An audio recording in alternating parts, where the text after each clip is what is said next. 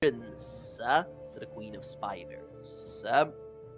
So, friends, let us, if everyone's good to go, mark down those inspirations for the session. Grab yourself a drink and a snack. And let's jump in where we last left off. Which is to say, previously, yes, we got to meet our new characters in their elements, different locations. We got to meet all of these powerful individuals who, after some time have gone by, have something to save, someone to save, something to recover, or some great evil to stop, whatever reasons. We saw these individuals in their parts of the world and then traveled to the summer court, where we met Queen Titania, the ruler of the Seelie Fae, who made a grand prophecy of breaking the artifact that the heroes' souls are trapped within. Each party member then stepped forth and sort of got ready to start this rescue mission. However, things went awry. The roof exploded, and jumping down in an ambush were a group of Unseelie, assassins and brutes, as we rolled initiative. As one of them, a enchantress, a Shadow Fae enchantress, this lady blasted a dark beam of energy onto the tree in the center here, animating it with dark magic. Not a friendly tree. So, friends, as we rolled initiative last time, we pick up and jump into it here immediately. Klaus, you go first. You look around you. You see the people that you came with, the Archmage of Domestic Protections, Martinet Ludiness Dileth, as well as the other members of what seemed to have been sort of like a conjoined operation here. As you look to your countrymen, all of them seem to be bound by shadowy, thorny vines. Same can be said for the many individuals in the court here, in the summer court. You see the unicorn next to the queen bound and pushed to the ground immediately. Nathir, Lord of Mischief, this fur-covered dragon being pushed to the ground and sort of restrained as a group of dryads and Summer Eladrin fight against this magic. You see Oberon, the king of beasts, the husband, sworn partner to Queen Titania, fighting off some of this shadow magic as it wraps around him before he too is brought to the ground.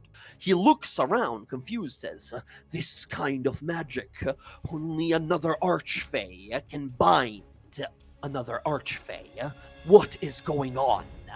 As you watch as he holds his hand out, a glimmer of magic, as he looks to all of you, the people who stepped forth and volunteered, and says, "Fight, break their enchantment, free us so we may finish this fight instantly." A glow from his hand breaks the vines that wrap around the party members, the player characters, as all of you sort of burst out of these and look around. Klaus, with a unreasonably high 29 initiative, you go first. Okay, so yeah, the room is full of shadow elves who are running around, rapiers in hands, sort of sabers in hands going around. You see 2 or 3 particularly big motherfuckers, these giant fucking brutes with pole arms that are swinging around at some of the guards who are bound. You see all the way in the back this enchantress who is whispering into people's ears. Their eyes roll back, and they too become slowly corrupted by Unseelie magic. And then, to differentiate them, by the way, you see a bunch of these guys, right? And they have the same token as these guys, but the guys with the red dots on them are like commander types, right? They're like the sergeants. Okay. They're more unfortunately, the art is exactly the same. You know what? I'm going to rotate them. I'm going to rotate them the other way. But yes, it is your turn. What would you like to do? noticing that like everybody's bound, and that means like Ludinus as well, and like everybody else, right? Yes. And the Shadow Hand, and yeah, okay. Uh, can I like identify the source or what I think might be the source? Give me an Arcana roll as you quickly kind of scan around the room. Huh? Oh God. This is your thing. You're a wizard. Nope. I'm That's not a wizard. in the past life. In the past life. Oh my God, I'm not intelligent. I think. Sorry. Hello. Jump in a video. You look around best you can. You do not spot anything. All you know is you feel that swelling of dark red mist within the chamber here as it pours forth. And as you look over to Ludinus, you see his eyes gleam with that pale moonlight red color that signifies your bond, your power. As you begin to tap into that, you cannot locate where this binding spell is coming from, but the roof broke in when these like shadowy tendrils came down. Looking around, they don't seem to be originating from anyone in particular, but I'll say the one person that stands out in the room is the Enchantress. Yeah, that's what I figured. Which is this one, right? I can't ping anymore. How do you ping in this new system? In this new you do it the same. It just takes a half a second longer. Oh, really? Which, by the way, yes, we've updated our game here for the new engine. It works better. It works smoother. It should be nice. Okay. So it's the one I'm pinging, right? Yes. This person. This lady. Okay. You see she walks over to one of these Autumn Eladrin guards, and she whispers into their ear, "You should fight for me. You should die for me." And this person sort of recoils, and you see these like shadowy lines emerge from their eyes and cover their entire body as they look back and say, "Yes, mistress." And they draw the blade, and you see their features now sort of accentuated, longer ears, sharper teeth, glowing red eyes, as she sort of whispers into their ear and sort of corrupts them. Okay, just looking at. She is also a mile away. She's so fucking far. Yeah, but so okay, I am going to twist my ring, and then all of a sudden, whoof, my broom of flying comes out. Hey, okay, woof, a broom of flying appears. I hop on, and I take to the skies. Nice. And you tell me here, everyone has their own style for the broom flying. Is it an actual, like, witch's broom that you jump on? Is it like a flying board that you hop on? Well, is it like cool. is it like a singular, like, circular disc that you hop on and float? Like, what does it look like, this object lets you fly? Yeah, I like the board kind of situation. Silver Surfer style? Surfer, yeah. But it's more like, almost looks like rocky, like it's like maybe like made of like, maybe it's made of like ruinous material or something, you know what I mean? It has like little jags of like kind of, yeah, sharp and red. Cool. Awesome. You hop on and begin to take off immediately. Your broom, I believe, gives you 50 or 60 feet of movement. I was going to say it's either 50 or 60. I'm trying to look. I will look it up, but you would continue with your turn. So I'd like to fly and try to get 90 feet. Oh, I have a gives you 50 speed. Unless you're carrying more than 400 pounds, then it's 30 feet. Okay, so if I get like here, I need to get within 90 feet of her, so I could definitely do that. So yeah, I want to like just kind of like go like 50 feet like over here, but like diagonal, you know? Gotcha. So let me, I'll move myself. If I, there we go, like 50 feet, like here-ish, but looks up good. as well. I need to ban all of the ceiling symbols. in this place, just so you know, is about 90 feet up. Gotcha. So yeah, so I'll go like 40 feet up or something, you know, around there. Oh, they actually did like ups and downs of like different numbers. That's interesting. Up 40 feet. There you go. Awesome. All right. And then I will wait, is this a bonus action or an action? So bonus action. Okay. Here's the thing, though. To activate your broom of flying is an action. To get it is to an start, action. Like hovering. Yeah. Got it. Okay. And I'll say, d- I don't believe at any point during the introductions you mentioned that you were flying in on your No, cool no, no, disc, no. right? Yeah, So I yeah, think yeah. it takes like a moment for you to summon your That's broom here action. Right? totally fine. You have a bonus action, and Uh, you're a sorcerer. You can do something with that. yeah, of course. But I think um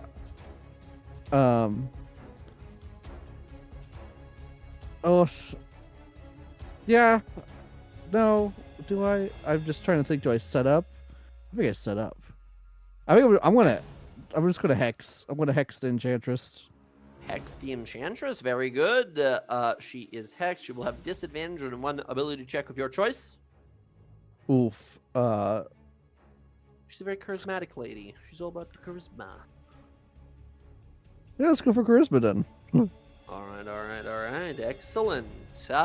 Very good. You are now concentrating on this effect. Klaus, I believe that is going to be your turn. As That is my turn.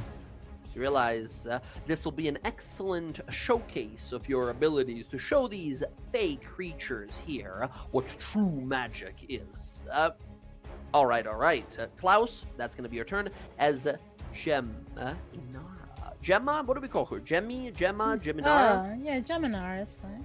Geminara, you see Oberon fall to his knees, unleash this guiding light here that breaks and tears the vines. You look at these vines here, Geminara. They are the very same ones you saw in that burning forest when you escaped and saved all those animals. This is the corruption of the Spider Queen that threatens to infest your lands as well, your home as well.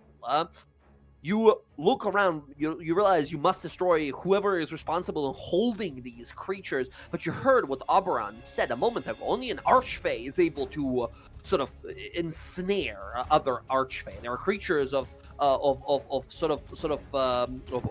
quicksilver, of speed, of movement, of momentum, of freedom. They are uncatchable by mortals. No one in this room is an Archfey, these creatures that are attacking us. There's someone else in here who's doing this. Okay, and this tree, does it look like it's slowly being corrupted? It seems to be at the it's 90% gone, right? It's mostly corrupted at this point, but that doesn't mean that unless you have some ability that can save it or help it, or give it a merciful death, you could prevent it. It is a big scary enemy on the field, or it will be. Okay, I'm going to move here. And I'm going to use bombardment of stings on this group over here. Oh shit! Could you please go ahead and click the spell there to show our friends what it does, and then also roll damage for it. Look at that. Bombardment of stings. A 30-foot cone. Everyone in there makes a con save or becomes poisoned for a minute. On a success, they take half, are not poisoned. These guys in front of you, Geminara, bunch of them drawing their blades, looking to you. Eladrin, join us. The shadows beckon. As they reach, how do you destroy all of them? Your barb spells here kills all of them instantly. The one in the back is tough enough to make a save and maybe be better, be okay. He, 13, I believe, fails. He fails. He will take damage and become poisoned. So actually, you go ahead and roll me the damage for that. And after that, please describe how you destroy this entire group. These 6 of them, they draw their sort of dual sabers and charge towards you. Oh, shit. My God. Wow. That's crazy. Damage. Awesome. She's gonna freak out because she's scared about this tree, and she's gonna be like, she's gonna tap her staff, and then she just wants to point it forward, and you're just gonna see a whole bunch of little bees come out. Hell yes. And stabbing them. All of these guys are instantly destroyed as all the bees as you go past them, and we see them sort of fall on the ground, swollen with all those the barbs and the stingers and everything, as a group of them falls to the ground, instantly slain. And what is this like? Do we see you like open a pouch and a bunch of these bees fly out, or is this like you speak the words and a magical portal and bees come out, or straight up like out of your sleeves a bunch of bees fly out? I think it would be that she would open up a bag that she has, like a little jar, like dig into her bag and get a jar of bees, open it up. You guys watch as there is way too many bees to be logical in this jar, right? As they just like, whoa, keep going, attacking these guys. They fall to the ground, all dead and slain. Excellent. You do watch as some of these guys work like corrupted guards of this place. And after they've been brought down by your bees here, you watch as they begin to slowly kind of blink their eyes, the corruption fading from them as they pass out unconscious. I'm going to dig into my bag and I'm going to look for a wooden totem that she has. Okay. I'm just going to place it right here on the ground ever so slightly. And it's just going to back up a little bit. And it's going to be, you're going to see from the totem a giant unicorn pop out. Amazing. And could you go ahead and click the ability to tell our friends, show our friends what it is that you're actually doing here? This is, of course, your subclass ability here. Unicorn Spirit, you get to summon, and how big, like, area? Or is it, like, as long as it's present, anyone, let me see, a creature in Spirit's aura. Yeah, it's 30 feet. 30-foot radius, that's huge. Now, yes, you get to summon different spirits. This one in particular says, when you cast a spell that restores hit points, each creature of your choice regains hit points equal to your druid level. That's insanely good.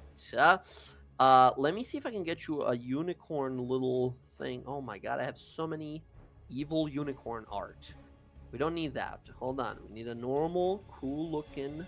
Oh, did I? Hold on. Let's see. I don't know if I put it in here.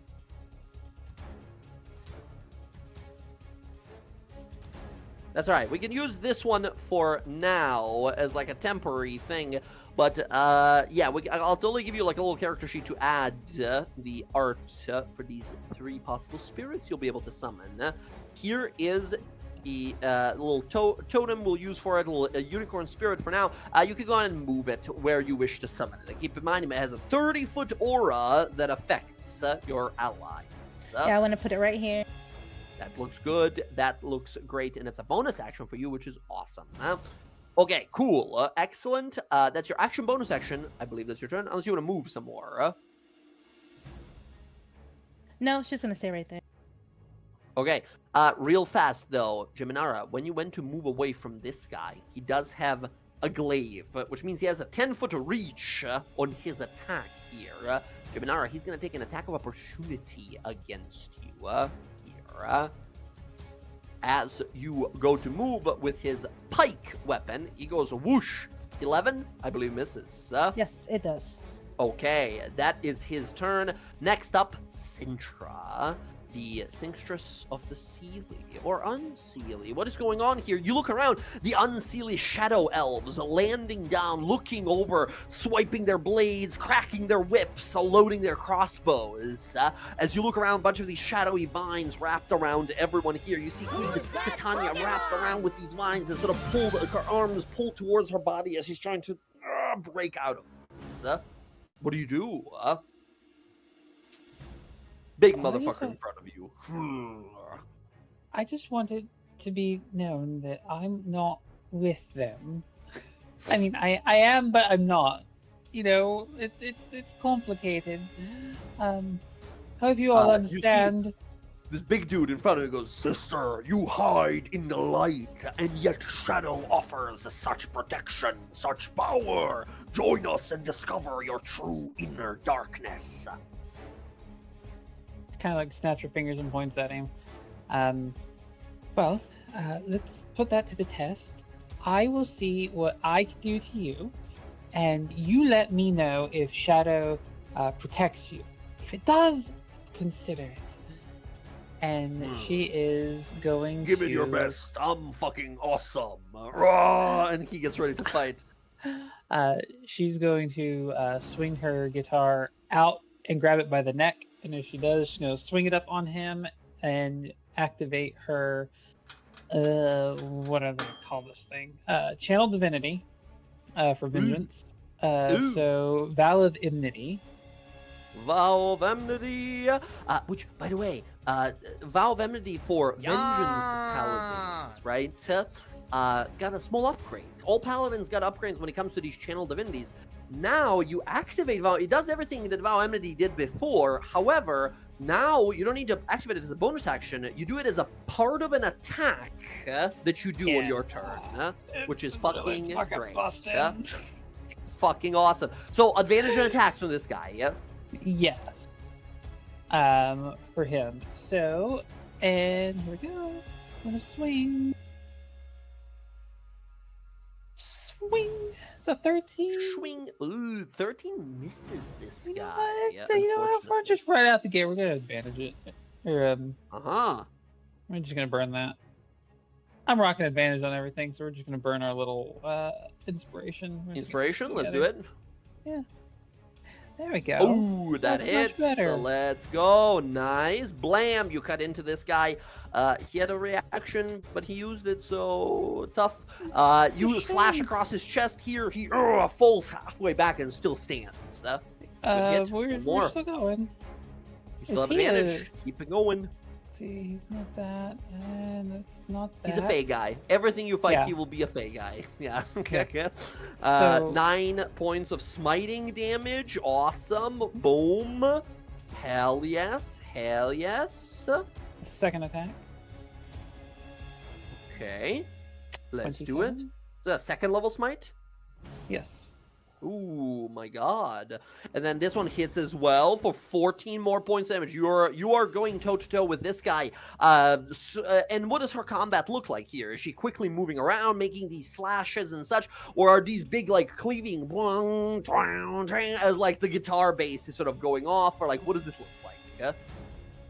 So it's very much like she's like, as she like swings it down and catches it and like swings it up, like she spins. It's almost like she does like a full pirouette and then drags the guitar around with her. So it picks up more momentum as she swings. Then the smite goes off. It's very like kind of like frosty and like splashes of autumn color. And then she like dances to the side, spins around again, and swings up on the second attack. Awesome. And we're going to pump another one of these. See if we can't get this big guy away. Bump, bump, up, up. Nice. Another one. 12 points of damage. He's just about bloody. Big tough dude. As you boom, boom, slaying these, he's sort of falling back, bleeding from his chest. We see shadows, dark, inky purple, sort of shadow falling to the ground from him as he wipes it across his armor and then across the side of his face. All right. Let's see. Then we're going to use our Big bonus damage. action My God. because we still have that. That's right. And we're just gonna That's right. activate our what is it called? Thing. Yeah. Fiery entrance. Bonus action. Hell yes. Do you mind if I show the rest of the gang here what is the weapon, the special weapon you're using? Friends, oh, sorry, I showed it just to you there. For everyone here, check it out. This is the weapon that our Paladin Bard has, the Fire Shredder. This is a a great axe that has some special abilities. The fiery entrance ability they're using right now, a bonus action, they get to teleport using the Misty Step. However, when they appear in an area, everyone within 10 feet of them takes damage equal to 2 rolls of their Bardic Inspiration die. Let's go. You can use that ability once per day. And where do you reappear? Right here. Ooh, okay, go ahead and give me 2 dice of inspiration. And these guys just take it. There's no save. They just take it. Oh my god. 12 points damage. And please go ahead and describe what that looks like. So like after that last hit where she slices into him, there's the last explosion. She swings it around, like the strap kind of like swings up around her. She hits a hard chord on it, vanishes, reappears here, and as she does, there's this like pulse of fire around her that then just detonates outward in a ring. Awesome. You see a bunch of pixies nearby, like Sintra, Sintra, like chanting as you appear there, fire bursting from you as these two shadow elves sort of cover their faces to protect themselves. The giant dude looks over and says, "Pretty rad. You're still gonna die, though." And he's getting ready to attack. All right. Okay. Hell yes, Sintra. Very, very cool. I believe that is going to be your turn. That'll be me. Ooh, very cool, very cool.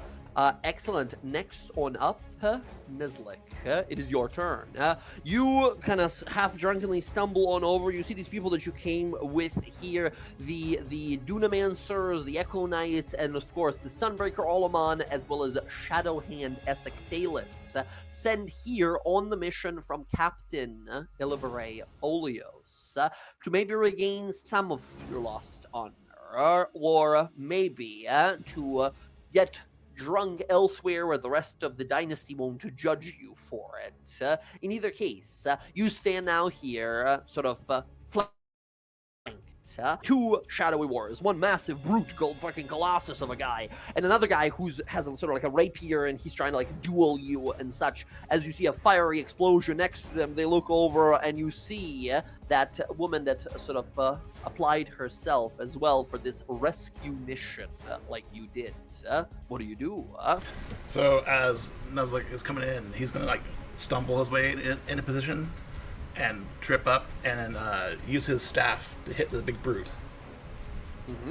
Hell yes. Go right ahead. I'd like to see you try. Ooh, the brute, unfortunately, 7 will miss against. Oh, sorry, 9 will miss against. That's the okay. brute there. Second attack. Second attack. We got one more. At least one more. Oh my goodness. 13 will also miss. Unfortunately, you are sort of drunk. I'm gonna use my inspiration. Stumbling Can't a show little off bit. that way. Oh, Can't show that way. inspiration. Let's Yeah, reroll. inspiration. Let's do it. Come on. Wow. 18's good. 18 hits. Excellent. Okay, there we go. Nice. Would you like to use one of your focus points to maybe stun this guy? I would like to use my focus points to flurry of blows. Ooh, okay. Keep in mind, you can do both at the same time as Yes. well. You can apply your stunning There thing is a whenever. reason whenever I'm you land not it. using the stunning strike. Nice. Let's see here. Okay, this guy needs this guy's just gonna straight up get attacked 2 more times. Go ahead and give me 2 more attacks. Unarmed strike, right? So, not staff. Unarmed strikes. Yes. These are so. Yeah, flurry of blows is always unarmed. Ooh, 13 close but misses once Alright, more. second one. 15 is the AC exactly with his little chain shirt there. That is going to hit for 9 points of damage. Okay. And then I'm about to use another awesome. key point, or focus point, for, where's that? Swift Slayer. What is this? This is the feat you took. When you take the attack action on your turn and make an attack during your bonus That's action, not you can a key make an point. additional attack during your bonus action. So Do this a number of times equal to your proficiency bonus. When you hit a creature with an attack, you deal 1 additional point.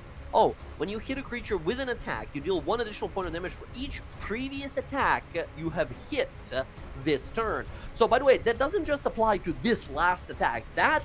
That last part, it just says +1 damage. That's on every single consecutive attack in this turn. Right, so right? 2 so that you far. hit. Does it need to be like consecutive? Does it matter if you miss? For each previous attack you have hit. No, just as long as you have hit. So you hit the 1, right? And then you hit the second. The second one should have dealt 1 more points of damage. And then now you have the Swift Slayer 1 more extra attack. So whenever you flurry of blows, you get 3 instead of 2 attacks. But you know, proficiency number of times a day. But this one's not just unarmed, correct? I can use my regular attack. Let me see. When you do bonus action, you can. When you take an attack action as a bonus... Yeah, it just says that as long as it's a bonus action attack, you get one more attack. It doesn't specify that it needs to be unarmed, so you can totally swing with the staff. Yeah. Let's go. Ooh, nice. So that's 8 plus 2 more, because you've hit 2 attacks during that I've hit turn. 3 times now. Huh? Right, but this is the third one, right? Yes. So that's the third consecutive. First one you hit, made it a +1. Second one you hit, made it a +2. Now you hit, right? Am I misremembering? Hit, and then hit. And then this one, because you only hit 2 attacks. The first one doesn't apply anything. The second one applies +1 bonus. The second one, the third one applies +2 bonus. I get it. You know what I mean? No, Okay. Thank you. I'll remember. All right, 10 points of damage. Awesome. Boom. And we'll spend another key Okay. point to. We'll spend a key point for stunning. Not stunning. I'm not spending another key point. Sorry, another Swift Slayer. Oh. Swift Slayer points. I use 3. Yeah. Does it? I don't know if it specifies that you can do it more. Let me see. You can do it a number of times. When you take an attack action during the video, you can make an additional attack as a bonus during your bonus action. Gotcha. When you hit a creature, yeah, that's the same thing. I guess if you want to, you can just blow all of these in a single turn, right? Use all of them, and then you just don't have them anymore for the day. Yep. Until All the right, long rest sure, strikes. absolutely. Yeah. One more, that hits as well. 7 points of damage. So now this one adds 3 damage. Nice. So 10 on that one. Awesome. Yeah, screw it. Use the last one. We're all of we're them showing off. right Yep. away. Let's go. We're showing off. One more attack. Oh, come on. 11 misses, All right, unfortunately. that is his attack action. Please. He's not going to move.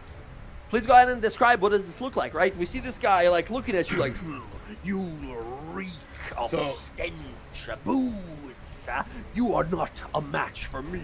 I am darkness blessed. You are a drunk.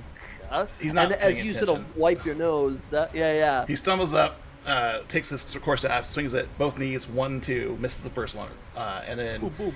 As he starts to stand up higher, he's punching the gut, punching the abdomen, and then core staff to the shoulder and core staff to the head. Hell yeah. Pop, pop, pop, pop, As he pop, stands pop. up. All these attacks, as this guy is sort of discombobulated, sort of falls back. We see him stumble and fall on his ass. Look around like, what was that? And he stands up ready to fight again. Hell yes. Hell yes. Nuzlocke, very good. Very well done. I think that is going to be your turn. I believe so. My God. That was, what, 7 attacks? Blasted all of it? Okay. Nuzlocke, that is going to be you. So, Merrick, we go to you next. Merrick, you quickly survey the battlefield here. You see the members of the Ogden Trust sort of locked with these shadowy vines around them. You see the Archmage Ludinus to their left, also kind of locked for a moment, looking around for a way out. You see Klaus, this individual that came here with Ludinus, immediately take off, flying above, marking enemies with magic. You see these other people from the Jorhas over here acting. You see the Fey people starting to act and such. As everyone is sort of restrained, your keen eye observing the battlefield briefly here. What do you want to do? After assessing the field, I see the problem, the Dark Fey Witch. And as I reach to my side to pull out my rapier, I instead fake out, pull my cloak back, revealing the hand crossbow I've been hiding. Ooh. And I aim for the witch. Bonus action, steady aim, advantage. Good thinking. Now keep in mind, hand crossbow, unless you have the sharpshooter feat. So hand crossbow's range, I believe, is 30-90. So I think she's beyond your normal range. But they also have 120 beyond that. Who's that Pokemon? Sorry, what was that? Because range weapons are a little weird because they have the 2 different ranges. They have the 30, you're right. Yeah. And then they have 120. So. Right. So the long range, but that would give you long range will give you disadvantage, right? You use your steady aim to give yourself advantage, negating the 2. But she doesn't have like an enemy nearby that would give you a sneak attack on. I know. So we should be thinking that. Yeah, it's tough. I was gonna go for that group, but gem kind of illuminate them. So I mean, Maybe ideally assessing. here, you do take a look around. You do see Sintra and Nuzlocke over there fighting these two giant brutes, and they seem to be much tougher than you would have expected originally. You see the Enchantress in the back. She's doing her evil magic. Ideally, you would want to go for her, but the parameters are not all perfect right now. So do you still want to go for that crossbow shot on her, or do you want to try and, go to someone else? yeah, you know what? I'm still gonna use the crossbow, but I'm gonna hand crossbow. I'm gonna aim for this big bastard right there. Awesome. Yeah, steady aim for that guy. You straight up have advantage in sneak attack. Yep. Give us advantage. Boop. And Yeah. that's sneak attack.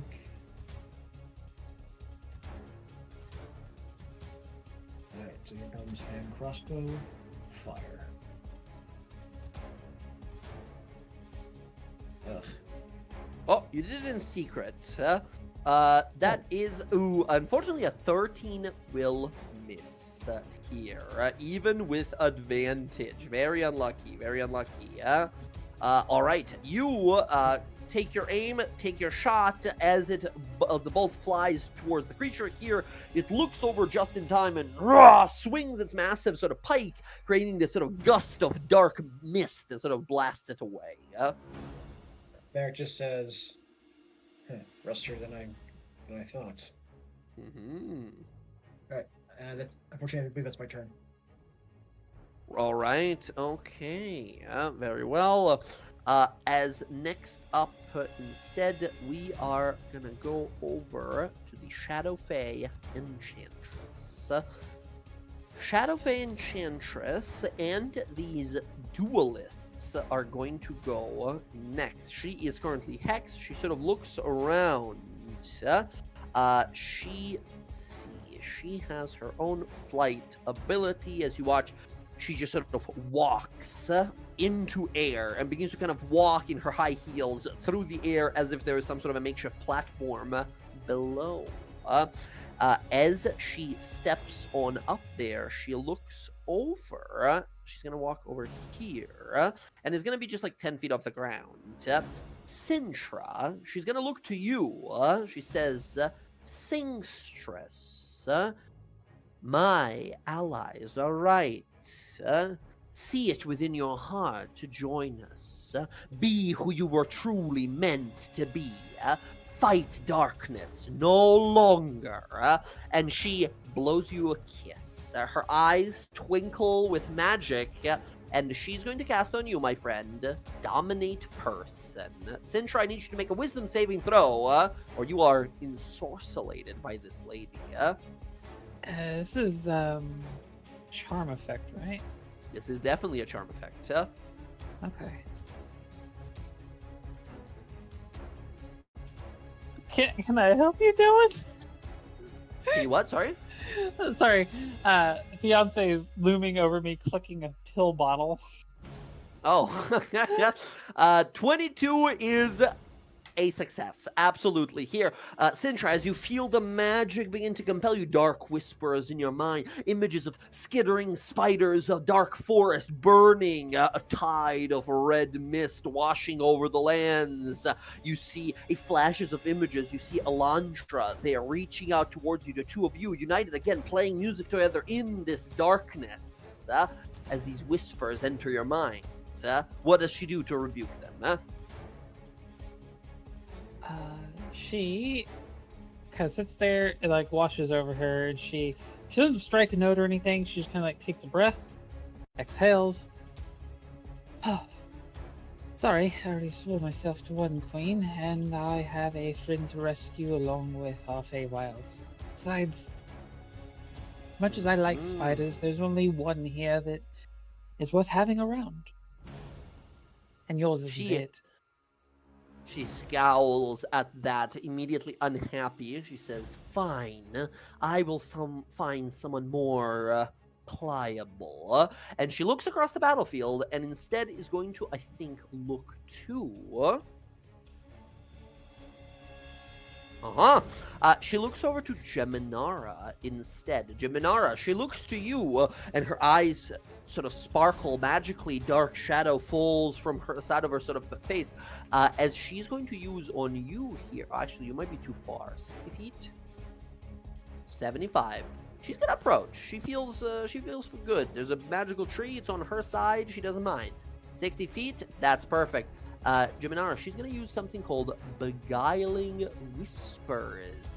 Geminara, I need you to make a charisma saving throw as you feel your mental defenses weaken. If you fail this, you become charmed by this lady for 1 minute. While charmed, you have disadvantage on wisdom and charisma saving throws to resist her spells. So you're not on her side, but you can't bring yourself to attack her. Oh man, this is gonna be bad for me. Charisma save, I know, yes. Is this considered a charm effect, or this is or most no? definitely a charm effect, yes, for sure. You, as an Eladrin, as an elf, I believe have advantage on this.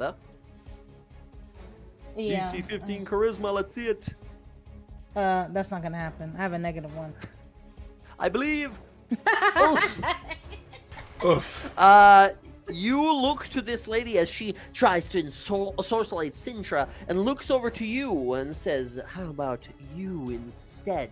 Her lips move, but you don't hear them. Just loud screeching sort of sounds, crackling of burning wood and such in your mind, terrible visions. You look up towards her, and I think less so like charmed by her, but more so when you look to her, you just see sort of like distorted air. You can barely see her or perceive her. Looking that way is almost causing like a headache in your mind. Geminara, you have disadvantage on wisdom and charisma saving throws against any spells she casts on you. All right, that is going to be her whole turn. Actually, at the end of her turn, we have these duelists that go. The duelists here are going to take some attacks. Klaus, how high up did you say you are? Like 50? 40 feet. 40 feet. 40. Okay. With disadvantage, one of them is going to lob a dagger at you. Or sorry, 2 daggers with disadvantage. 13 and a 12. Both miss. This guy down here below you draws 2 blades and throws them up into the air against you as you just sort of tilt your head. Whoosh, whoosh, they go past you. Next up, and then this person is going to close distance with Merrick. You're just going to walk up into his face. Sintra, the one in front of you there, is you watch as they draw a rapier in one hand and a dagger in the other. They're going to make a rapier attack against Nezlik and Sintra. First of all, here's the attacks. Nezlik, that's a 13, which misses you. Sintra, that's a 10, which misses you. And then they swing this dagger of theirs at Nezlik. Nezlik, here is a dagger stab. Poison dagger stab. Ooh, that's a 20, Nezlik. That is going to hit you. 1 second, Nezlik, please. What could you possibly have up your sleeve? Damn it! Excellent, excellent. Yes, this is definitely piercing damage here. And I'll say if you reduce all of it, you don't need to make that con I save already or reduced become all of it. Poison. I think you do, right? Because the roll is D10 plus Dex plus Monk level, which is already like... Dex oh plus God, Monk level how is much 10. is... What's your... So the lowest one is 11 you can do? Yes. My God. Amazing. So as they like stab, slash, they throw a dagger into their hand and try to stab you onto like the shoulder down into your sort of trapezius muscle. How does he deflect this? What do you slap it out of their hand? Do we see you like elbow them in the, just, so like knee them in the chin or something? How do you interrupt their attack? Sees it coming and raises his arm up, hooks his wrist around, or his open palm around his wrist, and shoves it into the big brute. Do you want to use a key point here to send it to the other guy? Yeah. Hell yes. Okay, the other guy needs to make a Dex save, which he succeeds, unfortunately. Yep. All right, okay. As you send it that way, they are able to sort of block and move just in time here. Okay, still very nice, awesome ability amongst the stealthy tanks. They are so hard to damage. Hell yes.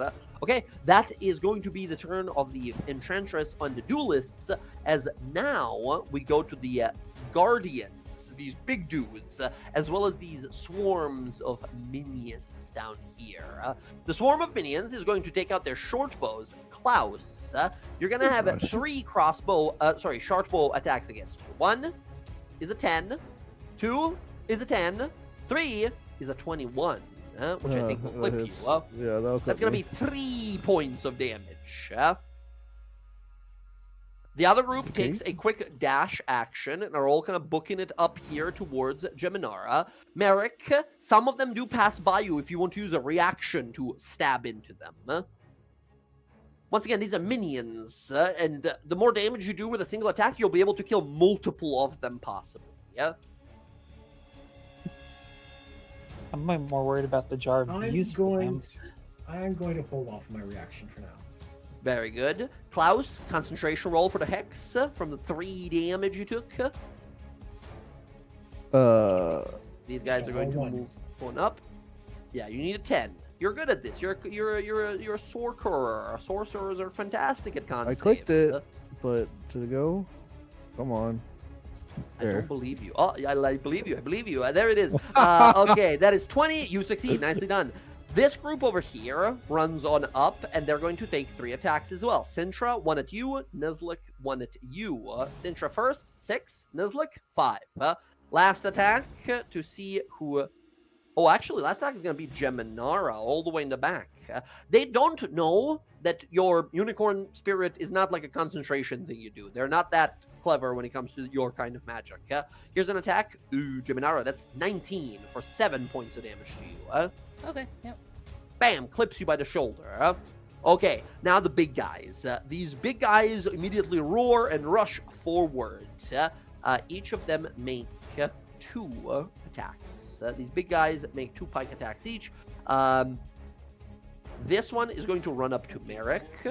This one is going to fight Sintra. This guy is going to fight Nizlik. Okay, Merrick. First of all, 2 attacks against you. Pike 1, 10, misses. Second, 16, I think gets ya. Oh, actually, no, right? That misses. Ooh, let's go. So what do we see? This guy's like stabbing forward. Are you like dodging, rolling? Are you parrying with your weapon? Like how does he avoid hits? I haven't drawn my rapier yet, but I do attach to my left hand my buckler shield. So I am parrying off the shield. As we see, yeah, very non-typical rogue. A rogue with a shield. You don't see that often. As he blocks all of these big sort of obvious slow-moving strikes. Awesome. Sintra, next 2 attacks. 3. Here comes. This is, where is it? Pike. 1 time. 14. Misses you. 2nd time. 18? That I will think hit. just hits ya. Okay, big damage. Unfortunately, big rolls there. That's going to be 19 points of damage. You block the first one. He just sort of shoves it further in and sort of stabs into the side of your biceps. All right. You know how hard it is to find a tailor right now. I don't care. As you see, like, shadow darkness in his eyes, as the other guy, Nizlik, in front of you here, is going to do the same. He goes, Pike. Ooh, 23 hits, and Pike, 13 misses. Nuzlocke and Sintra both take a hit. Nuzlocke, that's 17 damage. Big damage to you here. Okay. Let's see. That is all the minions. That's all the big guys. We go to the big tree. The giant tree roars in horrible, gut-wrenching pain. You see this thing that once produced life. Now, contorted flesh appearing on its sort of herb body. On the bark, you see teeth appearing in mouths that scream with horrible agony as it slams its branches down. This giant tree is going to unleash 30 feet of it. Think only no. both of you here. You're too far. You're also 35, just barely too far. Okay, this creature is going to unleash something called a life-draining root. You watch as its root sort of digs into the ground and as it roars in horrible pain. You watch its root breaking through the floor and moving quickly, as if a shark quickly moving towards someone. We get that sort of kind of frog's eye view camera angle as it goes towards Nezlik. Nezlik, as this thorn bursts out of the ground and hits you in the back, you feel it to draw upon your energy here. Nezlik, I need a DC 20 Constitution saving throw. If you fail, not Dex, it was a Constitution, but still, unfortunately, it would not have been a success. No worries. You can take, my friend. Oh, You have a +5. you do have a +5. How's that? Wow, how does that happen, Jess? Well, I don't know, just, Centra's music's actually just really fucking good. It just kind of, like, puts you in, like, a mood for everything. Like, it tickles that, like, need to, like fall into, like, the rhythm of something. Like, you just kind of, like you're ready. Like, your muscles are loose, you're focused, you're honed in. It's that little, like, tune you listen to while you're working that just kind of has you ready for everything. Hell yes. Mechanically speaking, though, I believe this is your Paladin aura? Aura, yeah. Yeah. So +5 to the roll here. However, that being a con save, what difference does that make? So I have a difference of 5, so it'll still be 18. Oh, it would still be an 18. Gotcha. Unfortunately, 18 will... Yeah. Good try here. Nuzlek, this thing bursts out of the ground and hits you through the side of the leg. It impales you. You become restrained while this root is connected to you. At the start of each of your turns, it will absorb more of your life here. Okay. On your turns, when it absorbs some of your life, it will reduce your maximum hit points as well. So you want to break or unattach from this root as soon as possible. That's its first root. That is all that the tree does. It just roars in horrible agony. Klaus, it is now your turn. Okay, we're going to do what I came here to do. I'm excited. Okay. So let's get visual on this tricky mage person. Enchantress. Enchantress. Oh gosh, why did I do that? What can I... You're pinging. What's... You're pinging. There I you know, are. I'm pinging, there you but are. Where's the measurement for movement? I'm trying to do the thing. Should be the ruler still, as it was before. Oh, but you know how you could, like... Never mind. I'll do it this way. It's fine. Oh, to like pick yourself up. So you pick yourself up, right? You And pick then up you your token, right-click. but before you put it down, you just tap right click, and it should do a That's what I measurement. did, but it was like not doing it. So... Oh, there we go. Okay, now it's doing it. I don't know. That's weird. All good, all good. There's a group of guys to the south of you. They're shooting arrows at you. I think I'm just going to There's fly the right enchantress. past them. Yeah. They think just I'm like just gonna- yell at you, shooting arrows, flying, Go right hitting the here. ceiling above you. Yep, go right here. And then, yeah, I'm just going to blast her. So Hell yeah. I got Hex going, and then, yeah, we're just going to freaking Eldritch Blasts. Here we go. Ooh, Eldritch Blast, here we go. You get two Uh. of these. She spins up to look at you, scowls. I'm clicking. So, roll 20. There we go. There's 2. That's Oh. terrible. 13 and a 14. Unfortunately, we'll both miss. That's a terrible. 2 and a 3 for you. Unfortunately, that's yes, both absolutely those miss. We'll click and spell Oh, to do 2 more. oh, Here we 2 go. more. Let's go. 18 18 hits. Natural 20. Natural 20 hits. Let's go. With the hex as well, that will be a 33 solid points of damage here. Boom, boom, you blast against her, sort of pushing her around as she turns towards you, looking up to you, flying in the sky. She begins to whisper something towards you next. Cool. That's my turn. Okay, blasting away. So, what does this look like? Is this, for the quicken spell here, does it look like you're like, ba-ba, ba-ba, or is it just like, do all at once, like all of them flying out? Yeah, I mean, he has like his wand that just like comes out of his sleeve or whatever, and then he's just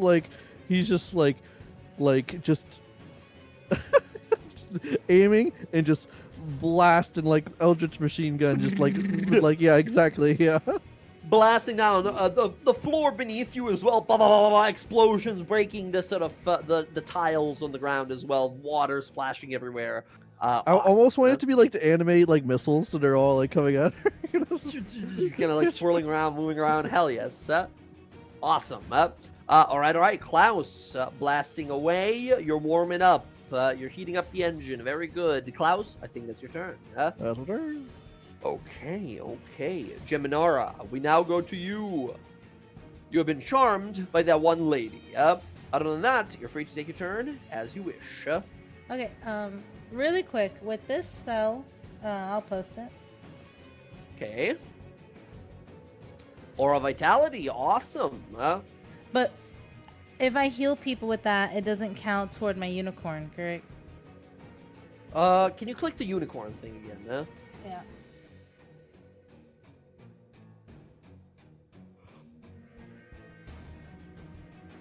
Okay, if you cast a spell using a spell slot that restores hit points to any creature inside or outside the aura, creature of that choice regains hit points equal to a druid level. I mean, if you cast a spell that restores hit points to any with a spell slot, yeah, I think it should work, right? I don't see why it wouldn't, because you are doing it. This spell is just a concentration that does healing over a longer duration of time. But it fits all the criteria, right? A spell with a spell slot that restores hit points. That's what this does. That's what Aura of Vitality does. So hell yeah, that works. Okay, so I'm gonna cast that on myself. Awesome. An aura, 30-foot aura expands from you here. And who is going to be the first person you heal as a bonus action? I'm gonna move over just so I can get Nizlik in this aura, and I'm gonna heal him because he looks rough. Nizlik is gonna tilt his bottle to you. Thank you. Oh, actually, this spell got a little bit better. My mind must have been turned here, Jen, slightly, but the spell got a minor upgrade here. If you want to use the old version, you can. The new version of it just says when you create the aura, and at the start of each of your turns, while it persists, you restore 2d6 hit points to one creature in it. So it's no longer bonus action. It's just at the start of your turn, while you have it on, it just heals. Yeah, that's Hell better. yes. Yeah. So you can position yourself, cast it automatically heals one person, and then in the future, I guess the only trade-off is if people move out of your aura and you start your turn and no one is in it at the time, technically you can't heal anyone because it happens at the start. No, wait, I gotta check. I think when someone enters your aura, right? What did it say? When you create the aura and at the start of each of your turns while it persists, right? So it's a bit tricky. Yeah. Your call. Which one do you want to use? Bonus action one is more secure, just in case people move away and you're like, no, I don't want to heal people close to me. I want to heal that person all the fucking way over there. That's true. I think I would stick with this because sometimes people are spread apart. Yeah. Okay, so 2d6 for him. 2d6, let's go. Let's go. That's 6 points here to Nizlik here. And then because of your unicorn spirit, each creature of your choice in the aura, so you can do it to both him and Sintra and yourself. Yes, and I will do that. So 7 for everyone. What the fuck is this subclass? That's amazing. You healed 27 hit points right there. Let's fucking go. Yeah, so awesome. 7 to Sintra, and then another, so 6 plus 7, and is like, and then 7 to me. 13.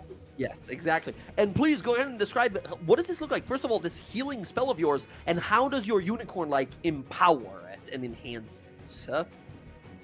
It's gonna be like very earthy, lots of like flowing leaves around them that's gonna like fly around their body and like heal their wounds. And then the unicorn is made of like tree bark and leaves, and it's just gonna like just give you a little bit of, not sparkle because she's not like that, but it's just gonna be like green, earthy, like a earth smell when you like healed. Awesome. Fuck yes. The unicorn's sort of glowing horn, extra powering your healing here. By the way, does the unicorn have a name? Yeah, but I mean, not to put you on the spot, but yes. yeah, the unicorn has a name. Yeah. Okay, gotcha. We'll find it out once we learn more about Geminara's backstory. Who knows? But yes, excellent. Geminara, nicely fucking done. You're still charmed by that lady. She's very charming. She's sort of muted, and it's hard for you to look at her. You can't even think about attacking her or hurting her. But healing, you do amazingly. Yeah, very good. Geminara, I think it's your turn. Yes. All right, Sintra. We now go to your turn. This lady tried to charm you. Now that it seems that Geminara there has failed and is sort of feeling the effects of being weakened against charms and such. It is likely, you think, that this enchantress is going to try the same thing she did to you last time on Geminara and force her to switch teams. But you got bigger problems to worry about right now. She's healing you. She's taking care of you. Giant motherfucker who's bloody and right next to you, swinging his big pike.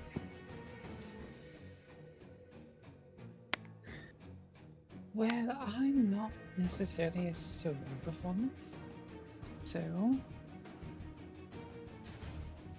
do I do here? What are you gonna do? There's a big tree. It's shooting roots at people. That sucks. Yes, it does. So what are you gonna do about it? Okay, we're going to tactically move. I'm gonna move here. I'm gonna put a hand on Nizlik. Like, I know you don't probably know me, but you're going to trust me, I hope. And I'm face step. I am currently of the spring, and I'm going to move him so that the root is no longer binding him. Amazing. Nizlik, do you allow Sintra to teleport you somewhere to safety and disattach you from this necrotic root? What are you doing? Yeah, get me out of here. Hello? Hello? Jess, you good? Jess! Testing. Can you hear me?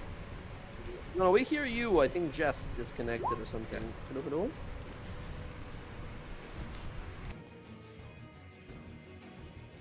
Can you? Hello? Hey, There's there Jess. you are. There you are. Are you good? Can you hear us? Yep. Can you guys hear me? Yeah. Yep. You're good. Okay. What was the last thing you heard me say?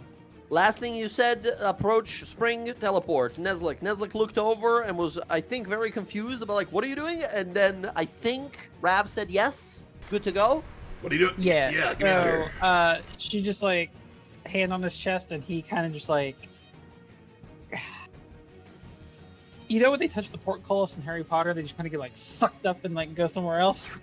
Yeah. It's that same way. Like he's there. He just kind of like, I don't know, like implodes on himself in this like whirl of like spring blossoms, and he's gonna pop up.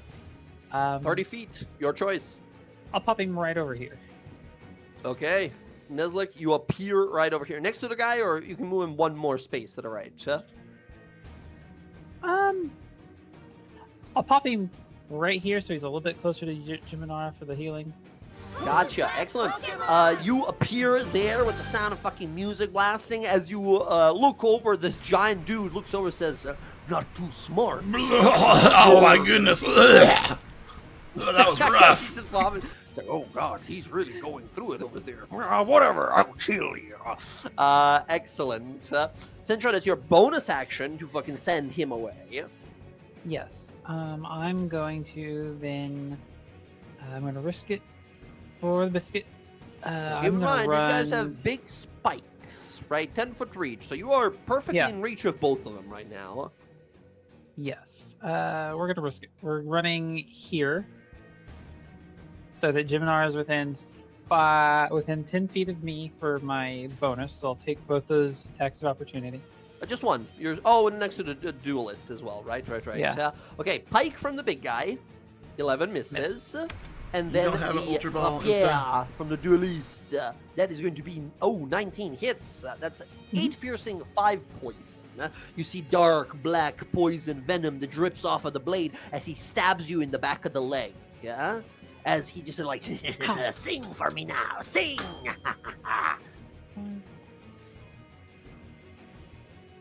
Gives you this look. Me. Oh God. Oh, you're one of those. You're one of those fans. You can't. Come I'm traditionally handsome. So once I'm here, then for my action, I'm going to cast Bless, and I'm going to hit myself, Nizlik, and Jiminara. So we all get a 1d4. Support build on here. What the hell? Yes. So you, Jiminar, and Nizlik are all blessed. You guys have D4s extra to your saving throws and attack rolls. So worst case scenario, Jiminara, you huge. now have a +6 to any of the saving throws you have to make. Hell yes. Best case, you have a +9. Hell yeah, that's right. And moving the aura as well. Jess, this is a fucking very cool support build here. I saw you We need pretending more to be- auras, more auras, more auras. More auras, stack more colors on there. Oh my god. Sintra, that is going to be your turn, I believe.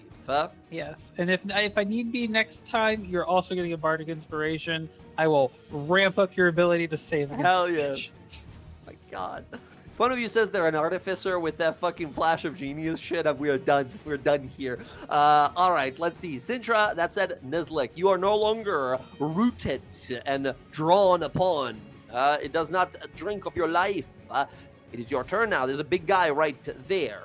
He's currently marked with Sintra's Vow of Enmity, so if he dies, she gets to go and bully somebody else or beat the shit out of somebody else with that ability. Oh, that was rough. Okay. He's gonna Sorry, but you're not stabbed in the leg. appreciate it. He's going to take his quarterstaff attack on the big guy. Nizlik, by the way, drunk, tired. You turn around you, horse, horn on its head, just staring at you. I must have had too much. Oh, nice. 18 totally hits. 8 points of damage. We'll use my key point, and we're gonna attempt a stunning strike. Stunning strike. Here's con save. 20 Oh my goodness. succeeds. My god. Yep. And then I can still use stunning strike for flurry of blows. You can yes? use it on every single strike you make as long... Oh, no, actually, sorry. Stunning strike now, I believe, is once per turn. I think. I'm going to check, but I'm pretty sure stunning strike is now once per turn. Once per turn when you hit a creature. Yes, Wait. yes. Oh, well, can you guys hear me again? Oh, yes, you're good. Hey, Jay, you're gonna hate me. You're going to say those horrible reaction words, aren't you? That face spell that all DMs fear. Silvery What are you gonna barbs. do? Yeah, silvery barbs. There it is. Silvery barbs coming in. Con save reroll. 7. That's a fail. He's stunned. Let's fucking go. As Nizlik, as you go to smack him with the staff here, you drive the staff into him, and as you go to sort of clock him on the side of the head to stun him, he grits his teeth, sort of fights it off here. As Sintra, you steal some of his luck here. He turns for just... You distract him for just a moment. He turns, and the staff catches him by the side of the forehead as he becomes stunned instantly. Nice. No turn for this guy. Nice. You all have advantage against him. He automatically fails dex saves, all that stuff. I don't want these guys. I know your name. I don't want these guys over here getting close to Jim. So Nuzluk's gonna move and engage these guys with his flurry of blows. Excellent. I will say the advantage I'm going to throw to Merrick. Excellent. Merrick, you see this person play some music, looking over to you. You immediately feel this whimsical power surround you and empower you. Nice. Nizlik, by the way, that was your first attack, right? You still have one more normal attack. Oh, right. Okay. We'll still use that for flurry blows here. It does about the same damage, but it's fine. Excellent. You hit one of them, killing them instantly. Unfortunately, you don't do enough damage to kill multiple here. This is the second flurry of blows attack, right? Yes, correct. Boom, another one dies. And you have last one more regular normal attack. Let's go. 17 hits, 7 points of damage. You kill off 2 more there. Nuzlocke, you rush into a group of 6 guys and instantly kill 4. What does this look like? He stuns the big guy and then just kind of rolls backward tumble, rolls up, pop with the staff and fists into the heads. And waves. Yes. Boom, boom, boom, boom, boom, boom. You still got some as you movement land left. there. Again, Hey, feeling a little wavy still, kind of looking over. Unicorn. It's very confusing, yeah? Hey guys, did anyone else's Roll20 screen go white? Negative. No. Oh, you got that bug. So, Will, there's a bug on Roll20. It's been a thing long time ago. When people's screen just goes white, and there's nothing you can do. There is no map, no nothing on there. Try to reload it, but from what I've heard, this is a random bug that happens to people and remains for like a few days usually before it going away and going back to normal. I've not found. I've had it. It happened to me some like months ago. I hope it's not the thing. Maybe it's just like a connection thing, and you can reload and it'll fix. But it didn't work for me. Give it a reload. Let us know how it's going. Meanwhile, Nizlik, yeah, you taking all these guys out. And he moved a little bit. But yeah, we're done. Move a little bit. All right, Will, how are we looking?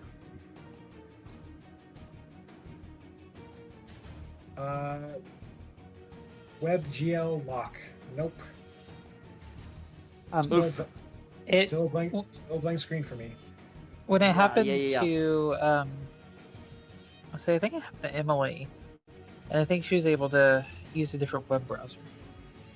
You can try that if you have any other like installed or something. I do not. But are you capable to like go into your character sheet still?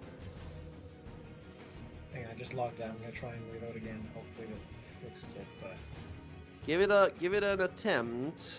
I'm also trying to move you guys to a different map and then put you back onto the battle map here. so And see if that good helps. news. So first of all, I'm not. If it's my turn, I'm not gonna move. I'm staying. Okay. close. Yeah. Just letting my screen load and I have to open my character sheet again. Right. Right. All good. Take your time. That's just an unfortunate thing. That's been a bug on Roll20 before, and I know it's been a thing on Roll20 for a while. I thought they fixed it because I didn't hear about it for some time, but I guess it's still around. This is my first time experiencing it. Yeah. It was very frustrating for me as well. Some months ago, it just middle of the game. I'm running. I'm like playing, telling people what's happening. All of a sudden, it goes white. There's nothing. I was like, what the fuck just happened?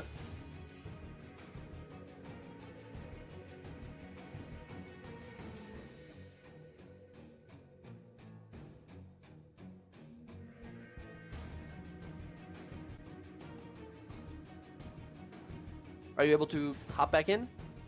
I'm waiting for it to load.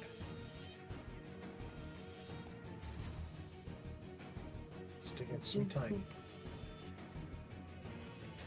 Do you have a laptop? I'm using a laptop, yes. Oh, you are on a laptop.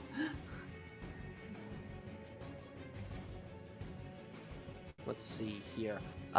I could roll for you always. It's not as fun, of course, but if it's unable to fix itself, that might be our only option. Or do you have a Roll20 on your phone? Maybe. I do have Roll20 on my phone. You might be able to access it through there. Roll20 is not the greatest on the phone, but it might let you at least access it somehow. I will try. Give that a shot as well. Friends, do you guys want to take a little early break here? We're like about half an hour usually from a break. But how about we take a break now, see if we can help Will hop I'm all back good. into the game properly? No, Yeah? I'm all good. PC's still having issues, so I'm just gonna roll with my phone. Okay. Okay. Sounds good. Sounds good.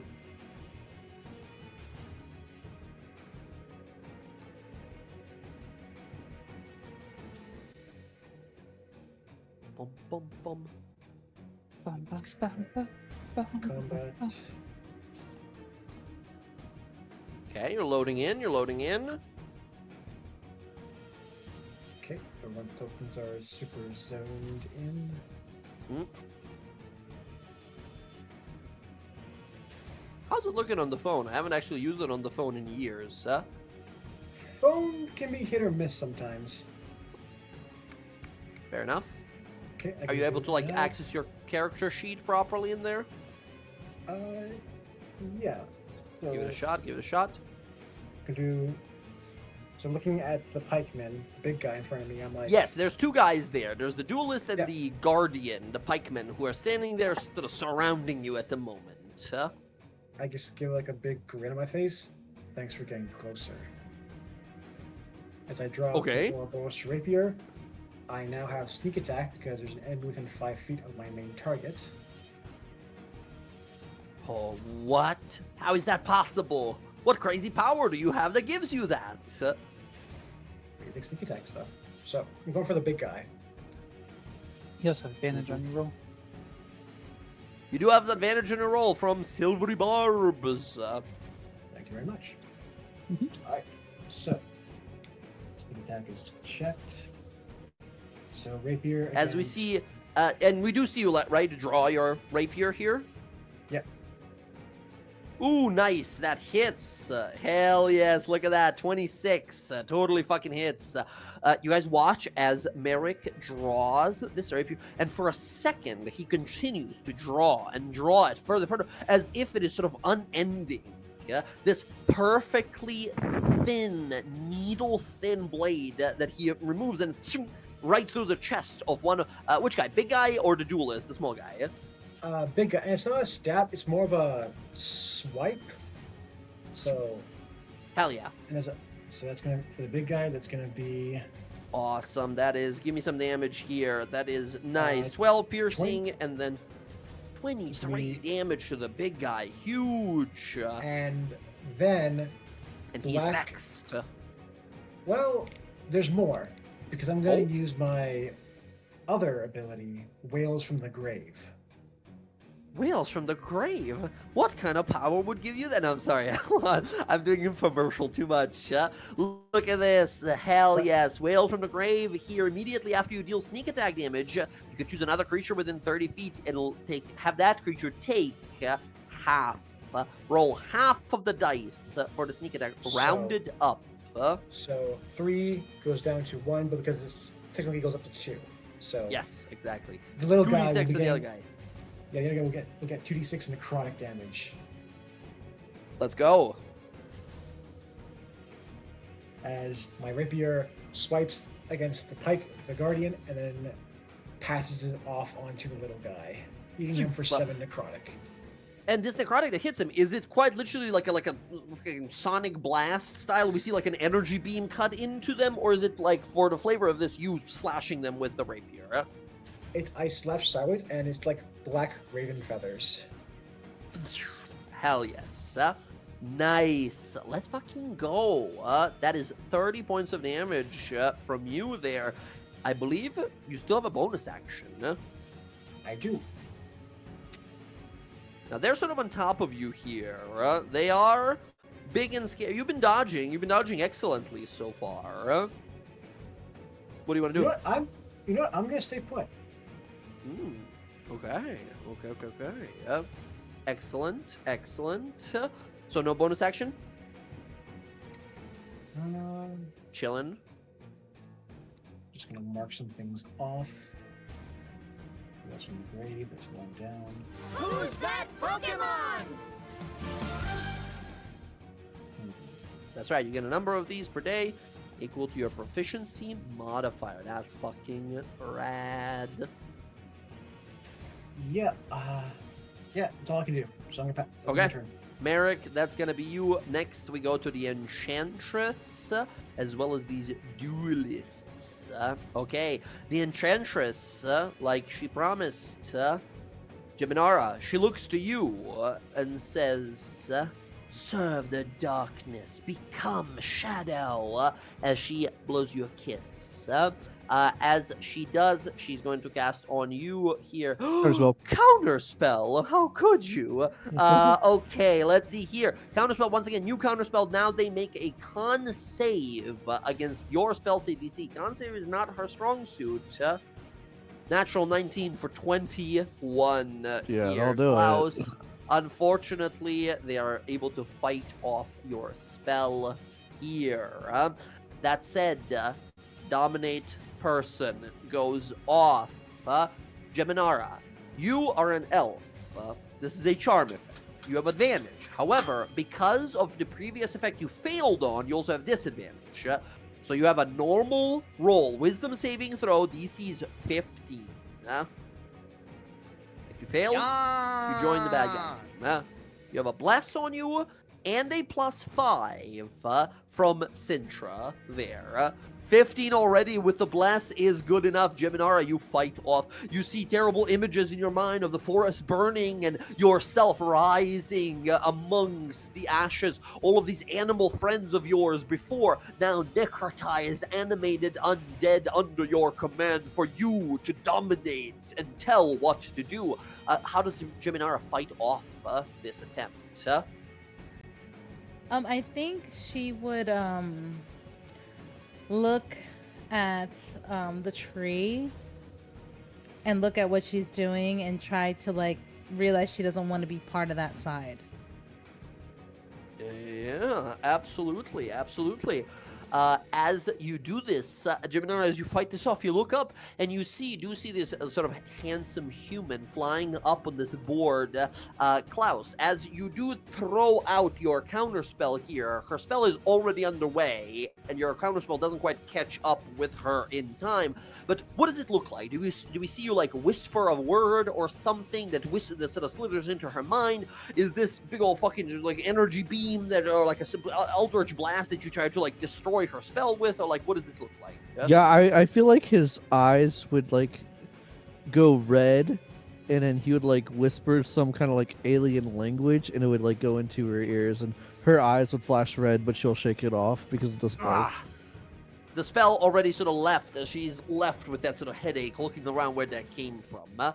She scowls again and is going to fly up. She's going to fly 30 feet up. She was 10 feet up already. So Klaus, she flies face to face with you. She flies into your face there. She looks over and says, "Human, you waltz into this place like it belongs to you.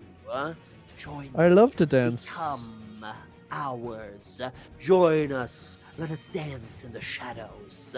And she's like leaning in. You're like, is she gonna whisper or it's like a kiss me, right? She's like leaning in as you're like, okay, all right. Trying to figure it out. That is going to be her turn. The duelists. We have two duelists. The duelist is going to be very inconvenient. He's going to run over here in between Geminara and Sintra. The one in front of Merrick is just going to fight Merrick. Merrick, one in front of you is going to make 2 attacks. Merrick, first one is a 25, Merrick. Second one is a 20. Merrick, I think both of these might hit. They do. Okay, first one is 8 piercing, 6 poison for 14. Second one, 10, 4 for 14 again. That's 28 damage. Hang on. I'm just reading something real quick. Okay. While you read it up, I'm going to roll some attacks against your friends. Okay, Geminara, you're going to get 1 attack. Geminara, that's an 18, which I think exactly is your AC. 13, maximum piercing, and 9, nearly maximum poison. You take 21 damage from this. And then Sintra, 25. My god, this guy doesn't miss. Sintra, 10 piercing, 8 poison. This guy's going crazy. Boom, boom, stabbing both of you guys. And then Sintra, the one in front of you, well, actually, I need to make a D4. He's Oh, sorry, stunned. D2. No, not the big guy. That's his turn is next. As this is the duelist. This is the little guy. This is this guy. That Oh. guy. Yeah. The man of average looks. Yeah, I am average. Yeah, he has a rapier and a dagger. With the dagger, he's gonna go for Sintra again. Sintra, here's one more attack. 10 misses. No. Okay, yep. Poison dagger attack. Next up, we have the big guys So, here. quick thing. I'm Oh, yes. going to take the first 14, but Okay. then as the second comes in, I'm going to uncanny dodge as a reaction. Ooh, nice. Good call. You take I think it's half total damage. Yes, very good. Awesome. Okay, the big guys. The little guys. I forgot the little guys here. The little guys are going to surround Nuzlocke and attack him. Nuzlocke, there's 2 attacks against you. Or sorry, 1 attack, as they're all dead. These are minions. 11. That will miss. The guys in the back, Klaus. Oh, what is this? Tipsy Sway, redirect attack. When a creature misses you in an attack, you can spend 1 key point as a reaction to cause that attack to hit another creature within 5 feet of you. Do you just make him a stab his friend? Absolutely. Oh my god. He swings with 6 points of damage.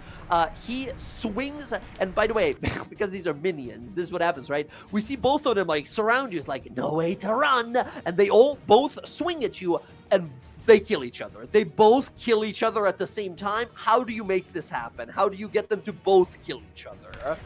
As the one that's coming in with the weapon to stab, he takes his quarterstaff and just hits the wrist and ducks. And carries through the wrist, shoving the sword through the other guy. Oh, stabs into him, says, how could you? He's like, I didn't mean it. The other guy stabs him through the neck, and they both die. Thanks for the laugh. Excellent. The guys back here, Klaus, a barrage against you. 3 attacks from the short bows. Klaus, number 1, 18. I think hits. It hits, yeah. Second one, 6 misses. And a 5 misses. All right, that's going to be 8 points of damage to you. Bah! To the side of your arm. Another con save. Also, Jiminara, I need a con save for you as well. For the aura. Nice. Nice, that easily succeeds. Hex remains. DC 10 for you, Jiminara, as well. Nice, that succeeds. Okay, now we go to the big guys here. The big guy sees you, Merrick, take a reaction here. So he's going to move past you. He's going to leap over here and go fight Nuzlocke instead. Seeing that this guy, his friend, he's counting on at least, his friend sort of being your doom. Guys down as their bodies fall away. This guy is stunned. The guy that is not stunned is going to move through his stunned buddy's space and move here to be problematic. Okay, here comes 2 attacks. Nuzlocke, 2 attacks against you. 13 misses. 15 misses as well, right? Yep. You got 18 AC. Let's fucking go. Okay, Jiminara, 1 attack for you. Sintra, 1 attack for you. Jiminara first, 10 misses. Sintra, ooh, a natural 20 for Sintra. Sintra, that is... No, it's What do you mean? not. How could that be? What are you talking Adamantine about? armor, bitch. Oh, let's go. No crit. Let's go. So what would have been like a decapitating stab, right? We see you move just in time and ting off of your armor, your chest plate. You take still 14 points of damage. Still sucks, just not as much. And then Sintra, I need 2 concentration rolls for the Bless spell from the 2 attacks you took. Yeah. Let's see. DC 10s each time. Oh, nice. Nice. Easy. Actually, with Bless, you can fail, right? Because it's +8 plus a d4, which is at least a 1. So that's 10 by default, right? Even with a natural 1. Gotcha. Wow. Okay, that is going to be all of them. The Gulthias tree, the horrible tree here, cannot move. I can only attack people that are 30 feet away from it.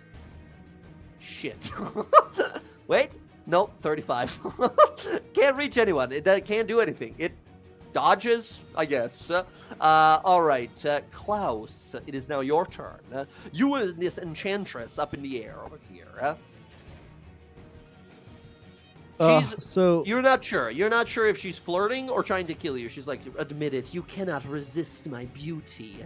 Behold my enchantments. This is where class goes. Actually, I'm gay. That's my superpower. I'm gay. hey, so I get if I did blast her, I will be at disadvantage, right? Because she's Yes, because in my face. she does not have a melee weapon visible on her. You don't know if she'll be able to attack you if you move. Okay, I'm just. But I yes, was trying being in to look at melee, this. she does give you disadvantage. Okay, that's what I thought. So I will. Yeah, I'll just stay.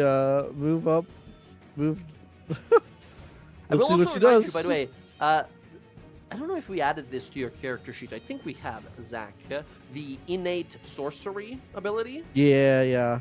Reminder that you can always. It's a bonus action, but you can I use it know. whenever. I was okay. thinking about it. You move away. She leans in for a kiss, and you move away. And she's like, "Oh, okay." As you sort of back away, here she no, she doesn't have an opportunity to attack. You're good. As much as I like to dance, I don't really like what you're doing here. Let's flirt another time, and then I'll just blast her. She grits her teeth. Here we go. Yeah, Let's go. do- Give me some there are attacks. 4 more. Quicken spell. Let's do. Quicken yep. again. Woo! Yeah. Okay. Oh, There. nice. Good. Hits. Terrible Okay. roll, but. That is was the adding minimum charisma? It possible is. you can Wow, okay. possibly roll. Okay. Both hits. Quickened. Here we go. 2 more. Oh my god, that hits. It's like maximum you Uh, could roll almost. And then that hits as well. Boom, boom, boom, boom, boom. 51 points of damage. She is barely left standing after that. Oh my god. 51 damage with Hex, Eldritch Blast, Meta Magic Wiccan Spell. Absolutely disgusting. Very fucking cool stuff. As again, you hold the wand out and these missiles just sort of swirl around, blasting into her from all sides. Nice. I just Alright, wink at her. She is fucking bleeding, a bruise, the fucking hair missing from her head. She's just like, oh, looking around, confused what happened.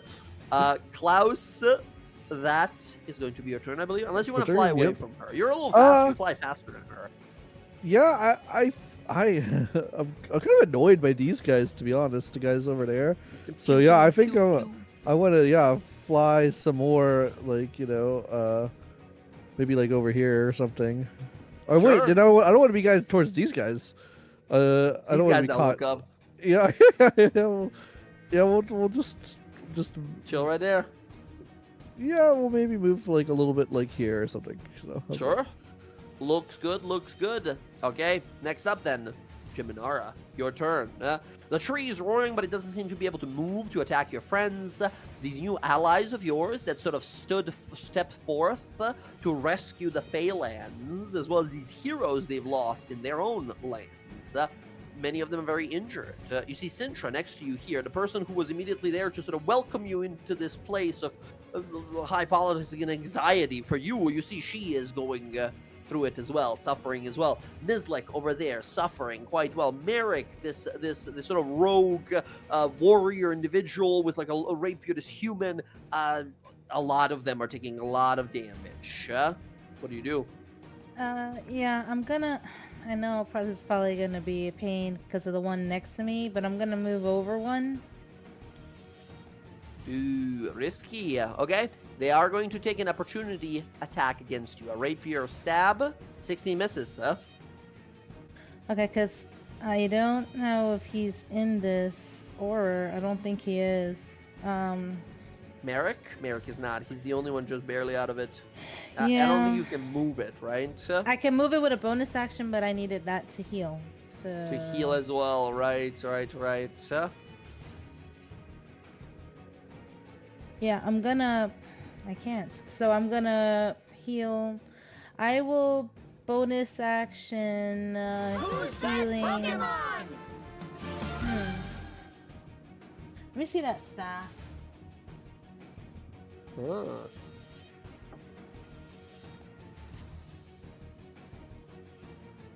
Okay, I'm gonna bonus action use the Aura Vitality on Nizlik. Let's go. 2d6.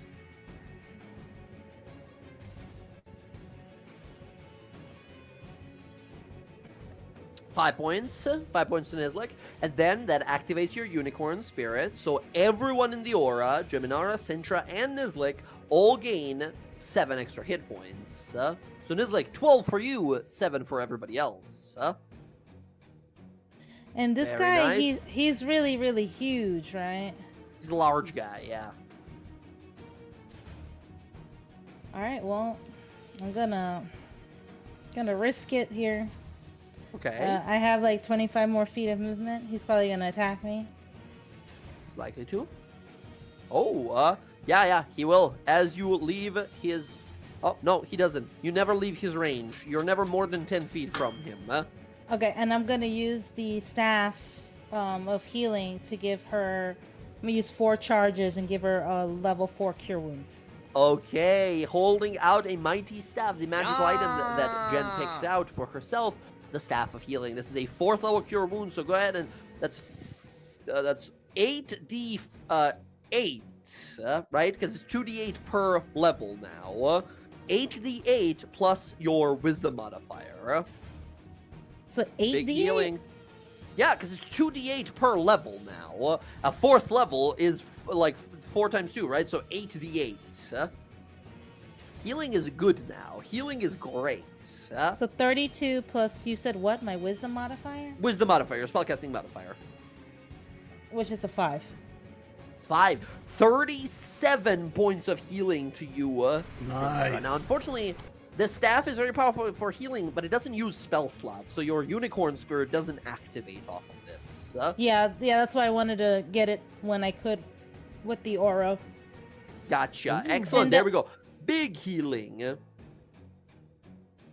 All right. And then she's gonna like dig in her hair for a bit, and then she's gonna Okay. like very like slide a hand, and she's gonna put something on Sintra. She's gonna walk away. Oh. Well, she's gonna stay right there. Okay, you just place something on her in the middle of the fight. Okay, gotcha. She's gonna try Gemini? her best to not have her see who it is, but she's gonna put Julio on her. Ah, yes.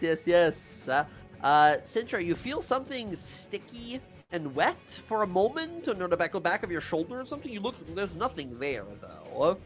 As you know, Nah. middle of the fight continues.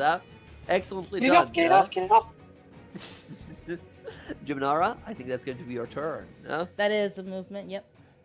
Okay, all right. Look at that. Wow, that's so much healing you just did, by the way. Yeah, 37 plus 5 plus 3 people that got the 7.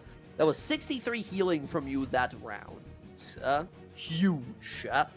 Jiminara, we go next to Sintra. Sintra, there's a guy there. He's stunned. He's going to be stunned until the start of Nizlik's turn. So at the end of your turn, he's no longer. Oh, I'm gonna turn and I'm gonna look to Jiminara. Thank you. It's a little dangerous for you, right here, friend. And I'm gonna put my hand on her shoulder, and if she's willing, I'm gonna pop her 30 feet away. Mm-hmm. Jiminara, are you willing to be teleported away? Yes. All right, Alright, Sintra, where are where you would sending you her? like to go within 30 feet? Definitely not near the tree. So, Right Don't there go by anymore. Nizlik? You're perfectly away from the tree. yeah, I guess near, over here, right? Is 30 feet. That Yeah, puts just you about. 30 feet towards the tree, though. And then the tree Oh can get you. shit. No, that's 35. That's 35 away from the Okay. tree. Then You just yes, need to be I 30. will- You can't be in the middle of the map. in a straight line, then I'll send you right there. Okay. Okay, Boom. yeah. Instantly teleported. Poof. Vanishing from the spot there. Sintra, that's the bonus. Okay. And then for our action, we are going to look at our man that is stunned. He still has your vow of enmity on him as well. He's double fucked, Mhm. huh? Here we go. Let's go. He's bloodied already. 11. Give me one more like that. Being stunned, isn't that an instant crit on him? No, that's paralyzed. Stunned is the one where they automatically fail dex and strength checks, advantage on attacks against them, and they are incapacitated and cannot move. Paralyzed is the one that says in melee crits. Fair. Well, you know what? Let's just why not? See if we can get him off the board sooner. One more hit like that. So I'm gonna throw 7, just level 1 Divine Smite at him.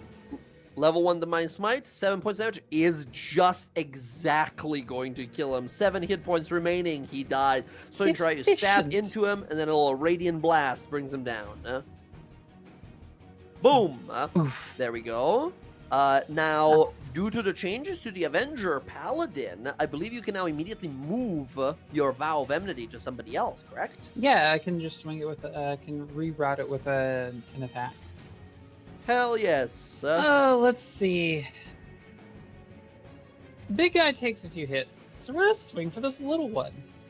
Ooh.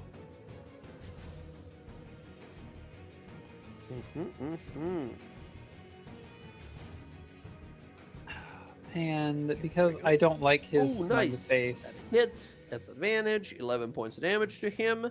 Ouch. I don't like his smug face. I don't like his smug face. 22. It's an average face. Okay, 11 more points. Ooh, nice. Very close to bloodied. Not yet bloodied, however. Okay, Sintra. Very nicely done. I think that's your turn. Mhm. Okay. Very good. Nizlik, your turn next. You versus this big guy over here. The guy that you stunned earlier is dealt with. Yeah, but weighing the battlefield, the only people right now that can actually hurt the Enchantress is Merrick and Klaus, right? As far as range goes. Possibly? That's in the immediate round. So, Yeah. Nizlik is actually going to take an attack of opportunity and move away. Oh, really? Okay, okay. This guy is going to take that pike attack against you. He goes, ha! 8, misses. Okay. And once he's here, he's going to take a swing at the little dude in front of Merrick. Okay.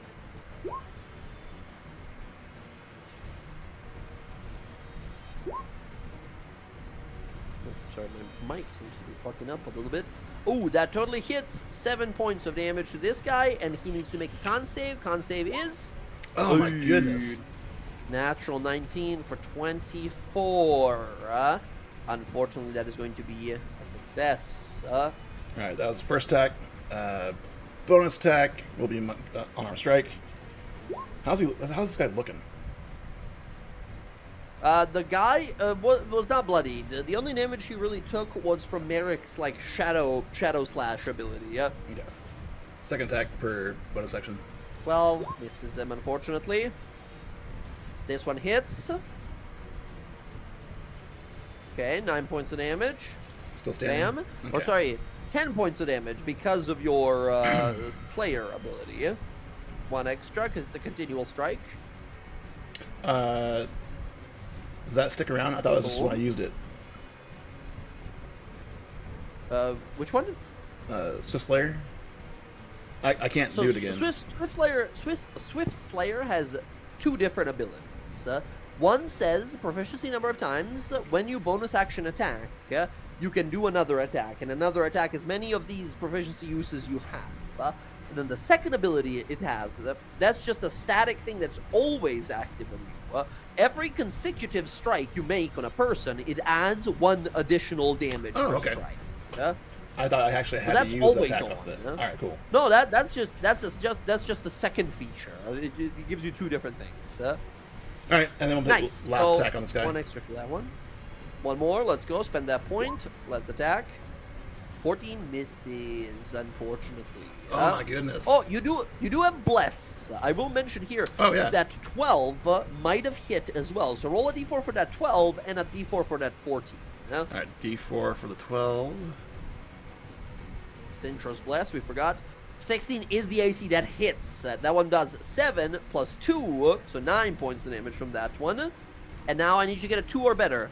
Let's go. The last one hits as well. So it'll be 5 plus 4 that time for... for plus 3 for 8 more points of damage. My god. All of them now. Bam, bam, bam, bam, bam, bam. Landing all of these hits expertly and precisely. Very good, Nezlik. Yeah. Nice, nice, nice. Oh, man. I just hope I get this guy down. All right, so... He's bloodied, but he doesn't go down, no? Yeah. Nezlik's gonna say, apologize to Merrick. Oh, sorry, man. I was trying to get him down so you can focus on her, but make sure Jim doesn't get hurt and move back. Uh-huh. Gotcha. This guy does have an attack of opportunity. Yep. He is going to attack you. He goes, huh. That hits. 23. That is 18 possible damage to you. That hits. Would you like to reduce some of it? I know to reduce it Keep in too. mind, you can only reduce the piercing damage. You cannot reduce the poison. Right. Reaction. Oh, okay. Oh, okay, so I don't have to hit somebody else. Got it. Yeah, we'll try it. Okay.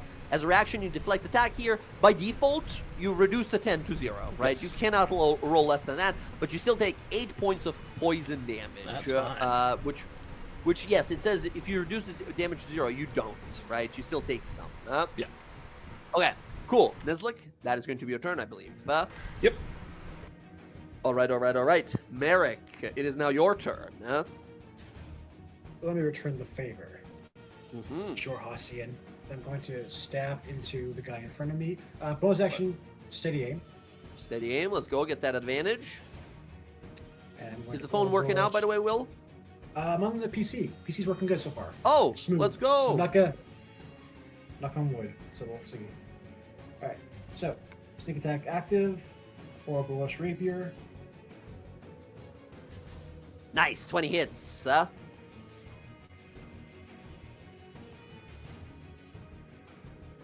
Ooh, my God, 27 points of damage. Merrick, you killed this guy. Go ahead and explain to However- us, what does this look like? Well, there's more because I'm also going to use my Whales from the Grave again to send another 2d6 at the guy from Nezlok. Ooh, what is the range of that? 30 feet. Oh, shit, awesome. Yeah, go ahead and first of all roll that 2d6 extra damage to the other guy. He just takes it. There's no save, no nothing. He just fucking takes it. Yep. So I slash into this guy, and then I turn around, point my rapier at the other one, and just shoot a black raven feather at it. Down the side of his neck, 11 points. Ooh, nearly bloodying him. You quickly dispatch the first one and blam, blast this feather, sort of magical feather, sort of slashes past him, slashes against the side of his chest and neck. Falls to the ground, dark purple shadow falling out of the wound. Nicely fucking done, Merrick. Okay. Oh, yeah, that's my turn. Nice and fucking clean. Okay, good. Next up, we go to the Enchantress. She is beyond fucked up. Klaus, she's gonna look to you now and try to ensorcelate you. Klaus, I know you're probably bad at these. How about you go ahead and make a charisma saving throw? There's no way you're good at these. As she tries to get no into way. your mind. It's a DC 15. If you fail, you gain this. Oh. Okay. Oh. Okay. I flip my as- hair. Her eyes twinkle a little bit. She's getting ensorcelated instead. Okay, she is going to instead look to you. That's she can do that and her spell casting. Yeah. There's really no one near her to do this. She flip is my going hair. to. She's going to fly over here towards these guys, and then she's going to use a special ability. Where is it? called leadership. Basically, she's gonna copycat what Sintra did. She's gonna give these guys down here bless. She's gonna give minions bless, right? They get a D4 bonus to their attacks and saving throws. As she sings out to them, minions of darkness, slay this common man, this boring otherworlder, destroy him. He's immune to my charms. He's useless to me. Is that really what you think of me? She slowly turns, her hair sort of blows in the wind. Absolutely fucked up, face blasted by magic. Okay, that's her. Next up, the duelists are the one remaining duelist, Sintra. He's right there in front of you. And he's gonna do a little bit of murder. He's gonna try and do a little bit of murder. Here comes Sintra. This is going to be 2 rapier attacks against you. 1, 2. Oy, oy, oy, oy, oy. Both of these will hit Sintra. You will take 11 and then 20 points of damage. So 31. Fucking sucks. It's a lot of damage. Sintra, I need 2 DC-10. Oh, no, you can't fail. Never mind. Bless remains. Okay, very good. That is going to be all of them. Next, we go to the big guy and the minions. The minions are going to fire at you. Klaus, 3 attacks against you, but now with a D4 bless. Klaus, here comes. 1. Am I not, like... I'm just curious, though. Do they not have disadvantage? Like, how far are they? Damn. They have short bows. Short bows have a range of 80 feet. I'd have 40 feet in the air. Right. Right. Well, So I don't unfortunately, diagonal is not a thing in the because you are like How on the map. dare You're you, diagonally Jay. 50 feet from them. Unfortunately, that's a natural 20 against you, my friend. Second one is an 18 and a 15. I haven't used my reaction, so I'll shield. Okay, shield. Because which puts all you of up to those will 20? hit me. 20, yeah, so I'll just take Okay. the natural 20. 18 with a D4 becomes a 21. Ah, shit. And then the 15 becomes a 19, which misses still. Okay. My god, they tried their fucking best. Okay, natural 20 is 12 and then 5 extra damage. So you take 17 points of damage total. 2 con Oh. saves DC 10 I each like time. that. Bam, bam. Here we go. There's a lot of these minions. They're still on the boy. battlefield. Okay. Woo. They remain. Hex remains. The Shadow Sorcerer, the Enchantress, looks horrified that this might be the end. Okay, 2 big guys. Nezluk, 2 pike attacks against you. Smack. Slam. Both miss. Sintra, you, if you want to take a reaction attack, you can, as this one is going to charge after Geminara. Where do you think you're going? Yes. We'll see what this does. Do we hit? Oh, Yes. God damn, does that fucking hit. He's bloodied. Ouch. Nice. Awesome. You smack the shit out of this guy. As he runs over, holds onto his wound, Geminara, he comes in, charging with the pike. Geminara, Actually, 2 attacks. Oh. I was Yes. gonna say see if I could redact the opportunity attack. I'll say too So- late at this point. Okay, I'll say that's too fine. late because the damage and everything already sort of went on Yeah, through. it's fine. 10 misses you, Geminara. Second one, 13 also misses you, Geminara. My god, the damage you're rolling is absolutely bonkers. Okay, he tries and fails. The tree cannot do anything. You watch as the tree begins to writhe and move, its bark breaking as you guys hear this like laughter from inside of the tree. You see the King of Beasts, Oberon, looks over, and Titania looks over and says, "It cannot be," as you see something breaking out of the tree. It's not here yet, but it's gonna be here soon. Klaus, it is your turn. These minions, now blessed, are really starting to put some work on you. They've been persistent. They have been, but I gotta kill this bitch. She's barely alive. I'm going to quicken some Eldritch Blast to finish her off. So I can use my bonus action for this. So yeah, here's a couple Eldritch Blasts for ways as a bonus action. She's barely alive. Barely alive. Which- First one kills her. Okay, So he's great. dead. She looks at you and says, "You wouldn't hurt a lady, would you? How do you kill her? Then you don't even know me very well, and then I'm an equal opportunity ass kicker. Blam! Awesome. You blast her. She falls from the sky, lands there on the ground. Okay. I take a look. Did that like weaken any of the bonds or anything? The bindings on everyone. Yeah, yeah. Looking around, give me another Arcana roll. Oh gosh, you know I'm great It's at this. magic. It's magic. You're good at magic. You're a sorcerer. I got this. Okay, it's twice what you got last time.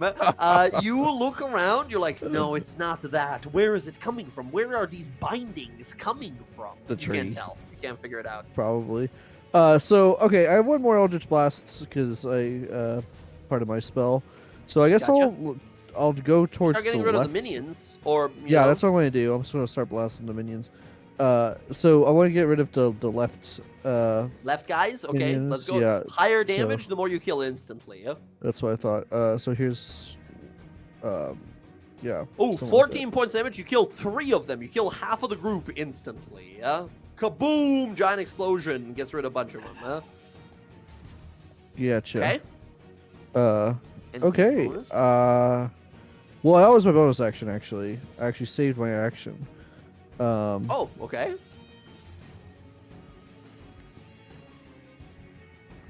Because I was thinking if I wanted to do a bigger spell for my action. Like what? Funny enough, now I'm thinking about it, we've just seen you cast cantrips so far. It's just been Eldritch Blast all the way. Yep. That's a. What you want to do here, there's 2 big guys to the north here, the tree, something is breaking out of the tree. You look down, Klaus, you see a giant smiling orange face that is breaking that's out of what the I'm- tree. That's why I don't like that. I don't like that at all. You swear you hear jazz playing from inside as it's breaking out. Jazz. I'm not joking. That's what you hear as it's breaking out. Oh. Music challenge accepted.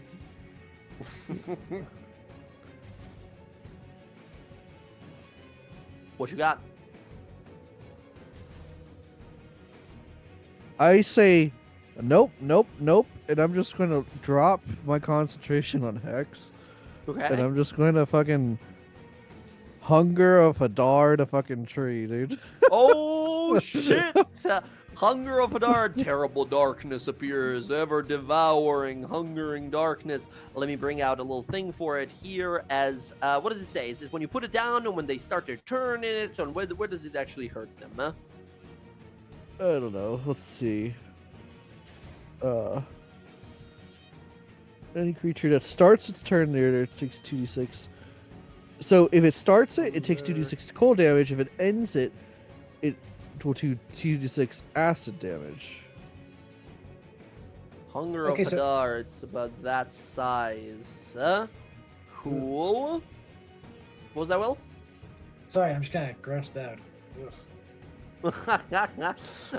Excellent. Klaus, here is your thing. You should be able to move that Hunger of Hadar wherever you want to place it. But yes, darkness and tentacles writhing, grabbing onto the tree there. Nice. Let's see. Okay. 20-foot radius. Any creature that starts their turn takes 2d6. Any creature that ends their turn must make a next save or take another 2d6. Cold and Yeah. acid damage. Okay, awesome. You conjure it on the floor as what is this? Do we see like red tentacles emerging? Is like a red misty type of Of thing? Like, what course. is, So, hell yeah. I would. It's different than like the red mist, you know. But it's Mhm. like, it's more, more eldritch horror, you know. Yeah, hell yes. Tentacles with teeth and eyes that open upon them as they grasp and grab. Okay, Klaus, nicely done. You are concentrating on this spell now. Very good. Any more movement for you? These guys. So it's 80 You can was go- your range. Yeah, short bows. The ceiling is 90 feet, so you could go up onto the ceiling and give them disadvantage, huh? That's what I'm gonna do. We'll go straight up. You're all the way up. You're 90 feet up at the ceiling, yeah? Klaus, at the end of your turn, make a perception roll. 90 feet up. Let me get rid of the 40 feet. Perception. I'm okay at that. Way better than Arcana. I think. Perception. Not the best, but we'll see. I believe. I clicked it. Man, roll 20. Maybe. Click it again, just in case. Oh, nope. Natural Ooh, 20. Yeah. Natural 20. As you're looking down to the tree breaking in something, emerging from it, laughter and music playing in the background, you hear a whistling sound from above and outside, from like the ceiling where the ceiling broke, right? When all these guys jumped in to attack. Something is approaching very quickly. It's moving so fast through the air that you can hear that sort of like whistling sound, like an airplane moving really fast, right? Something is rushing, flying this way. Yeah. Something's coming. Something's coming. As Jiminara, we go to your turn now. There's only a few of these like minions left here as you do the tree breaking open here.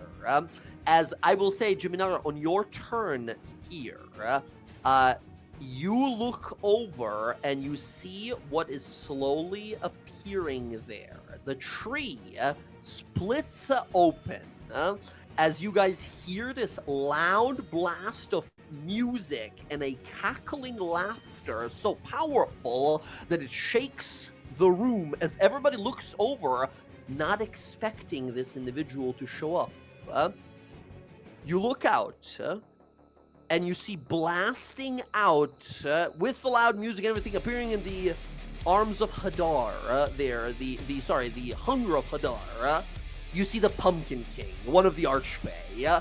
Oh yeah, here we go! As he emerges, and you see his roots spill out through the room. You see all of the guards nearby who are trapped in these like vines. These magical vines wrap around them and boom, form pumpkins on their heads. As a bunch of these guards in the room just get boom, boom, boom, boom, boom, just have pumpkins on their heads now. As they like grab for their heads and their eyes flash red. As he appears, yelling in the room here, you see the Summer Queen yell out, "Pumpkin King, what are you doing? Why have you..." And then she looks to him and you see his eyes glowing red. He says, "Team Spider now, baby. Let's do this. You with me?" Points up.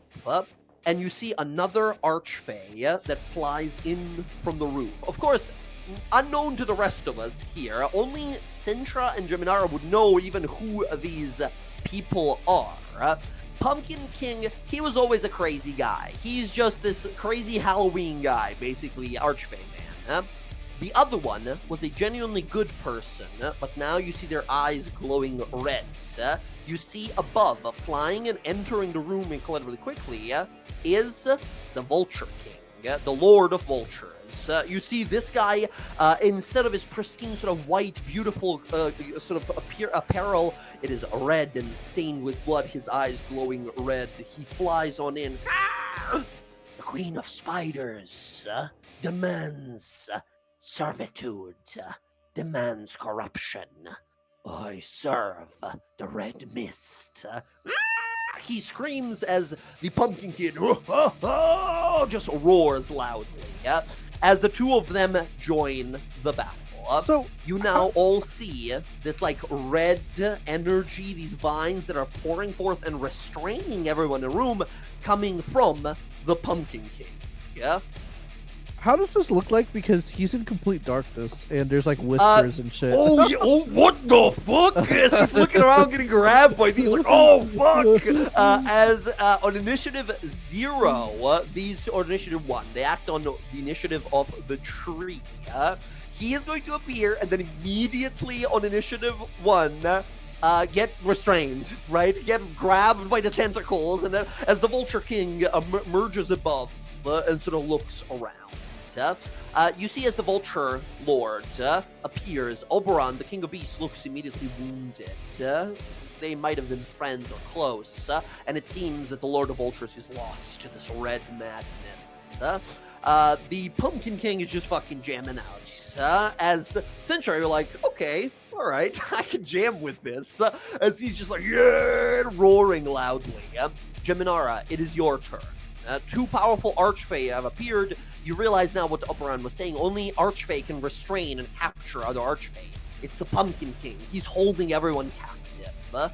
As you see a bunch of guards nearby have pumpkins grow instead of where their heads are, and they start jumping and like rocking out, just like freaking out dancing. Who's that Pokemon? Yeah, and she sees this guy in front of her, and she's just like, "Oh nope!" She's gonna grab her Oh, on her nope. back, what it looks like a wooden twig or a stick, and she's gonna throw it on the ground, and she's gonna conjure Conrad, her python. Ooh, awesome. Big snake coming on out. Let me get that for ya. This is a giant constrictor snake, correct? Yep. Constrictor. Let me get that for ya. I believe it is this one. Yes, it is. Awesome. Jen, you will find it in the summons folder, like the other ones as well. Yeah, Oh, I want but I didn't him. make it available to you. There you go. Now it should be available to Yeah, you, and I I'm want- going to do a little thing where when you click its token, it'll have all of its actions available. Yeah, I think I have to Oh, no. up his Oh. health, but it's okay. Yes, as per your subclass ability, yeah? But as default for like attacking and such, it should be all good to go. Yes. And I want him to, because I could telepathically tell him to do stuff. I Yeah. want him to go after this guy, and I'm gonna bonus action with Aura Vitality heal Centra because she's looking rough. Sintra keeps getting, sort of stabbed. Deadly so. Yay. Oh, Oh, that's 12 great. plus Plus 7. seven. Yeah? That's 19 fucking healing. Let's go. And that's also for Nizlik gets 7 and I get 7. Nice, Nizlik, and you also get 7 healing. This is such a good healing fucking ability. Thank I you. love this stuff. Okay, and you want the snake to bite, which does more damage, or constrict to like stop him from being able to attack easily, yeah? I don't want him to hit me, so I just want him to constrict him. Gotcha. You can go ahead and click that constrict attack on it. And I believe actually it's no longer attack, it's just a save, right? Oh, yeah, it's a strength save to become restrained instantly. 10 fails. This guy takes 12 points of damage, is now bloodied, and is grappled at the moment. He ain't going nowhere.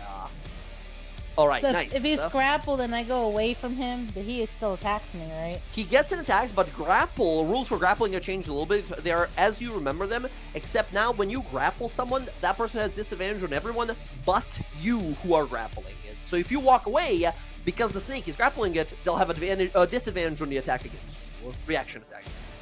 But he will also have disadvantage on all attacks against me, correct? Anyone but the snake. Yeah? Okay, I'll stay there because I don't want to get any closer to the one above me or get close to Right. that tree. Yeah. Okay, understood. Geminara, nicely fucking done. Oof. Let's go. The Pumpkin King, at the end of your turn, Geminara, is going to use a legendary action. He is going to looking on around. He is going Can you to see cast- through magical darkness? He doesn't have eyes. He only has shit. tremor sense and blind sight. He doesn't realize he's a pumpkin head. He's got a pumpkin for a head. As he is going to look up, Klaus Dew says, "Little baby sorcerer, come here!" And he extends his hands. These long vines start reaching out towards you. And he's going to make a vine attack against you with his reach. Oh, actually, I think you're beyond it. He's got a reach with his vines of 60 feet, and I think you're beyond that, I'm right? 90 You're feet up, yeah. He reaches up, and vine sort of weakly falls to the ground. Says, "Son of a bitch!" That's his legendary action. He didn't figure out you were too far. All right, that's his whole turn. Next up, Sintra. We go to you.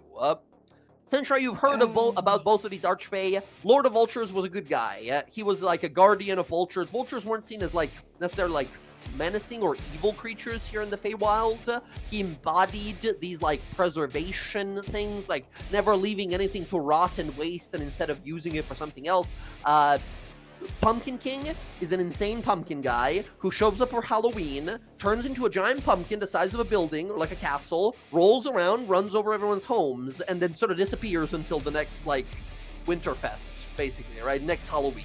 Yeah? Well, You're- that's weird. And you see both of their eyes are glowing red. They are obviously succumbed to the mist. Huh? Okay.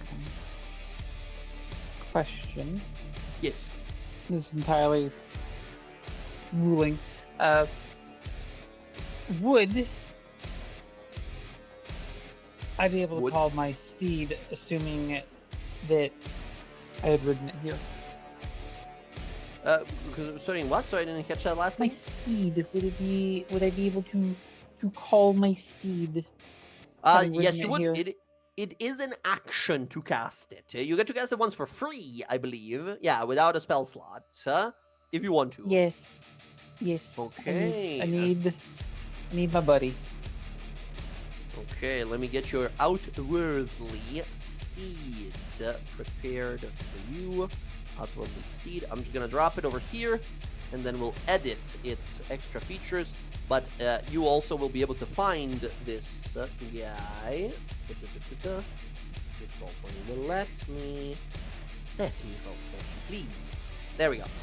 You will be able to find it in the summons subfolder of the folder that your character sheet is currently. Behold my Kelpie. Aha.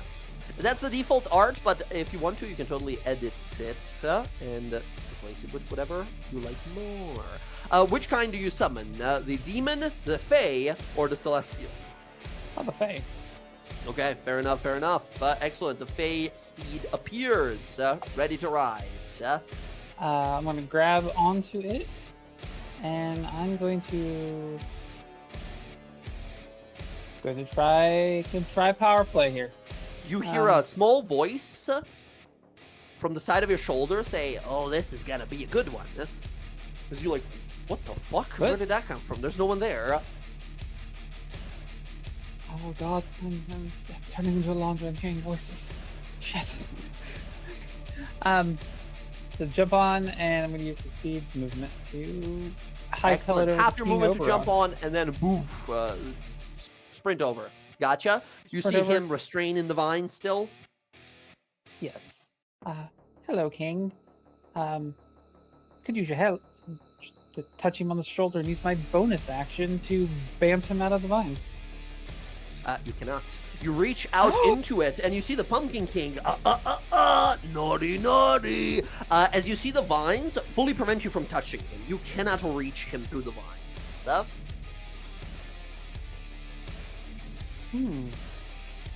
Whatever magical enchantment this is, it doesn't allow you to actually touch these people.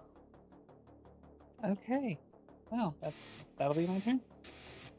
All right. So, as you try to sort of reach out to him here, Sintra, you have your mount in combat now. Nizlik, it is your turn. All Only a right. few foes remain. Yes, but Nizik is going to tumble over here and not use his action. He's going to use his action to touch his belt and regain all his Okay. key points. Nice. Okay. Using this strange magical belt that you have, and for our friends, for the rest of the gang here, this is the belt that our monk friend has. He has something called a Dragonhide Belt +1. You can use an action to restore key points equal to a martial arts die roll. So go ahead and, Nizlik, go ahead and roll a d8. That's how many key points you recover instantly. Yeah? Okay, so D8. Oh my goodness. Oof. Well, You regain one of your key points. You still have a bonus action. wow. Okay, that's his action. Bonus action. He's gonna stay there. You have a point now, so you can flurry of blows, right? If you want to. Fully boys. But yeah. I have to take the attack action, right? So No, you don't. That used to be a thing before. Now it's a totally independent thing on its own. So you can do whatever is your action, and then Flurry of Bows is a bonus. I'm gonna hang on to that key point. So he's done. Gotcha. Merrick, we go to you next. You see the two of these archfey that arrive. They are the creatures restraining everyone here. You see as Sintra runs over, tries to pull them with her magic out of this, but the vines just sort of enwrap them even further as the pumpkin going, not so fast, roaring on out. You see the vines are definitely coming from him and spreading through the room. Yeah, all I see is a voice coming from this pit of darkness. Yep. So, yeah, I just hear a voice coming from there. I can't see it, but I do see the vulture man above. Yeah. He is about 60 feet or so above. Wonderful. Sorry, I put him at 90. He should be at 60.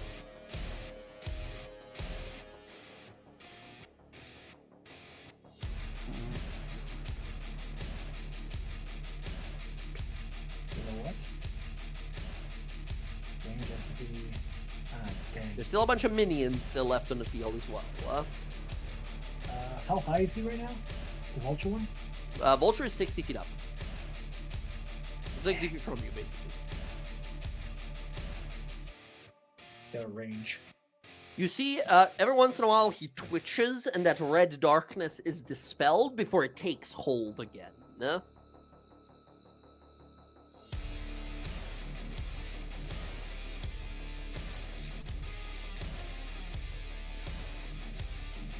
He's 60 feet? 60, yeah.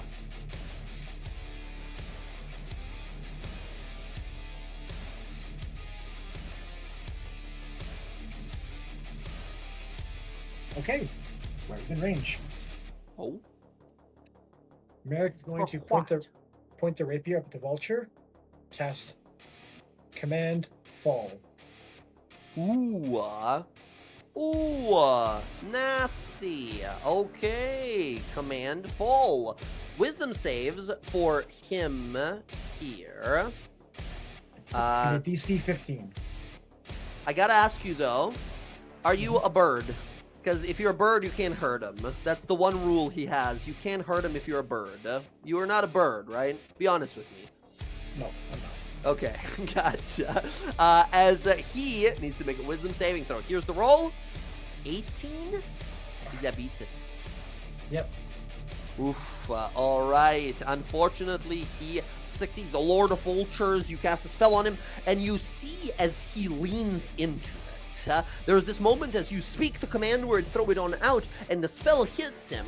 You see as he leans into it, he opens his mind to it for you to be able to do this to him. And you see that red glow in his eyes shatters the enchantment as he grabs onto his head, shakes his head, points his sort of this like strange radiant glowing spear he has, and is coming down towards you with an attack.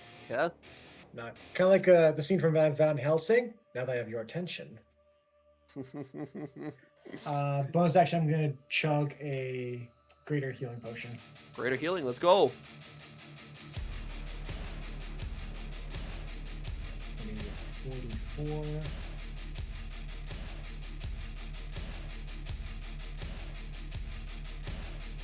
So 6, 10. Better than nothing. Okay, yeah. And I'll be my turn. Actually, I still have movement.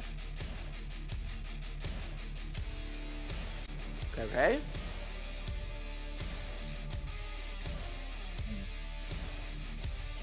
Don't want to get too far away from the group.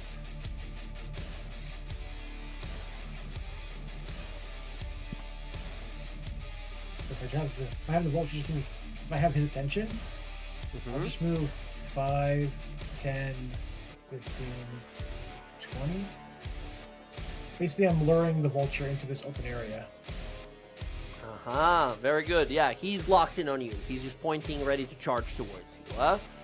Every once in a while, you see the flickering red light in his eyes. Merrick, at the end of your turn, you hear the Pumpkin King roar out again. Behold now the face of the Pumpkin King. You see his eyes burst with fire. He shoots fire out of his mouth as he roars loudly. Yep. Oh wait, actually, hold on. He's gonna do it no matter what. So he spends 2 of his legendary actions, the last one he has, to use his ability called Fire Fallow, where he becomes this like horrifying face of fire and everything. Every creature that can see him within 60 feet needs to make a save or become frightened of him.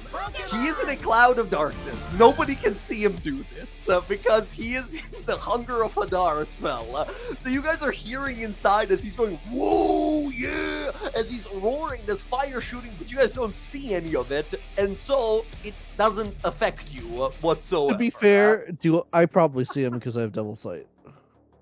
Oh, good. Thank you for being fair here. This is 60 feet and you're 90 feet up. Oh, okay. So you just see him like, waka-ka-ka-ka, and shoot fire out of his mouth, out of his eyes as he's like freaking out in the darkness. Okay, Merrick, that happens at the end of his turn. He's out of legendaries. Enchantress is dead, but we do have 1 duelist left. He's barely alive. He's very wounded. He's going to run up over here. Oh, is this the snake? Yeah, I can't make him bigger. I can't make him any bigger. I got you covered. And this is the oh god, not that. Constrictor. Oh, giant constrictor. That's what it's called. Giant. Is it not called giant constrictor snake? What the hell is this thing called? Oh, did you change its name, by the way? I did. That's why I'm looking at. I have to search it up by name. I was like, giant constrictor. Where the hell is this thing's name? Connor, the constrictor snake. Let me just set up its AC here. Awesome, fucking rad. Saving it as a large creature. There we go. Token action for it. Very good. All right, Connor's in there. This guy's going to run up and attack Connor twice. Connor's going to get 2 rapier attacks against him. 1, 2. 1 hits Connor. That's 24 points of damage to Connor. Okay. Big stab against Connor. That's going to be that guy's turn. The other guy's dead. And next up, we go to the big guys. We still have 2 big guys left. Jiminara, 1 is going to attack you twice. 1 is going to attack Nezlik. Oh, yeah, Nezlik twice. Jiminara, both attacks against you have disadvantage. 10 and a 21. Yeah, 21's gonna hit. 21 for 18 damage to you. Nezlik, 2 attacks against you. 22 and a 12. 22 is going to hit. Yep. Nezlik, that's 18 damage unless you want a reaction to reduce it. You might be able to reduce all of it if you roll well. Yes, I will go ahead and do that. Let's go. D10 plus level plus dex. That doesn't use a key point, right? Does not. Only uses a key point if you decide to like redirect it. Right. What is that? That's 7 plus what's your dex? 3. Okay, you take 1 point of damage. You up it to 17 total, so you take 1 point of damage from that. Hell yeah. Not too bad. Not too bad at all. Next up, the minions. These guys are mostly dead. There's only 3 of them left. They're going to run on up and take some attack. Take 1 attack here. They're going to take their 1 attack on Connor. Connor is going to get shot by a short bow. That misses Connor. Just barely, actually. Okay. Still, we have this group over here. 3 attacks against you, Klaus, with disadvantage because you are way too high up. Klaus, here comes. 12, 8, 8. All miss. Nope. Let's go. Just falling before they reach you. That is all of them. As now we go to the Pumpkin King and the Vulture Lord. The Pumpkin King immediately takes... Yep, Oh? The hunger effect. Here we go. Yeah. No. At the start of his turn, he just straight up takes damage. So 2d6 damage from you, Klaus. 2d6. Roll on the dice. And remind me, is this like difficult terrain or something? It is. Yeah, it's difficult terrain. Awesome. It's- Difficult terrain.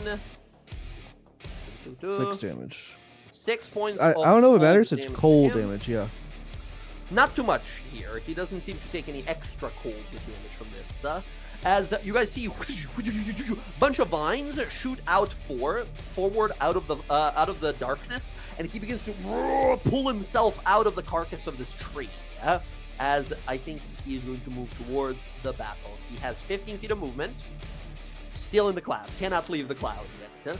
Get me the fuck out of there! He's trying to get out of the super cloud. He gets out of this, and then as he emerges the best he can with his massively reaching vines, he's going to whip out his 2 vine attacks against. Oh, actually, no. He is going to throw his arms up. Says, "It's time to dance the harvest dance." And you watch as he throws his arms out, and a bunch of vines and pumpkins begin to shoot out in all directions as they swirl around him non-fucking stop. You see, in a 20-foot radius around him, he creates a vortex that lasts 1 minute. He's doing the harvest dance. For this 1 minute that this is whipping around him, the area is difficult terrain for creatures other than him. And anyone who enters the area for the first time on a turn must make a dex save or take a bunch of bludgeoning damage. As he now has a 20-foot aura around him that is whipping around and hitting everyone, smacking into everything. Pumpkins flying everywhere. Oh yeah! As he continues to move forward. And next up, the Lord of Vultures. With a 60 flying speed, Merrick, he charges straight down to the ground towards you. You see his face change for a moment. His eyes go back to normal. He looks to you. He's about to say something, before the red energy takes over again. Merrick, this guy flies on in and makes 2 attacks. He makes 2 of these spear attacks against you. Here comes 1. 24. I think that's going to hit. 13 piercing, 6 radiant damage. Second one, 25. 11 piercing, 5 radiant damage. I believe you can reduce it somewhat. One of these. It's 19 on the first one, 16 on the second. What's the grand total? The grand total, 19 and 16, so 35 total.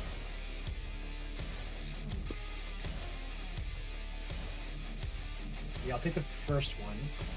Take 19. Okay. And then I'll take 16. No, I 8. can't dodge it. You take. Mm-hmm. Hell yes, uncanny dodge the second one. You see him as he grabs onto his head. He's sort of whipping his body around, but holding this radiant spear in hand still. He's on the ground. He's right there next to you. Okay, that I am is very hurt. yeah, that is the 2 archphase turn. As Klaus, you're up So next. he ended his turn in hunger. Yes, he did. He needs to make a dex save or take even more damage from you. Here's the dex save.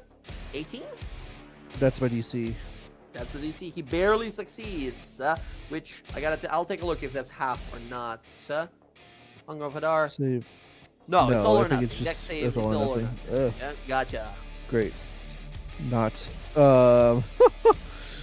Let's All right. see.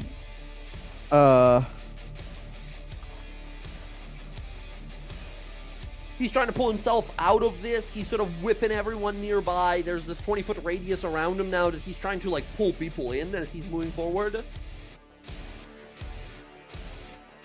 Wait.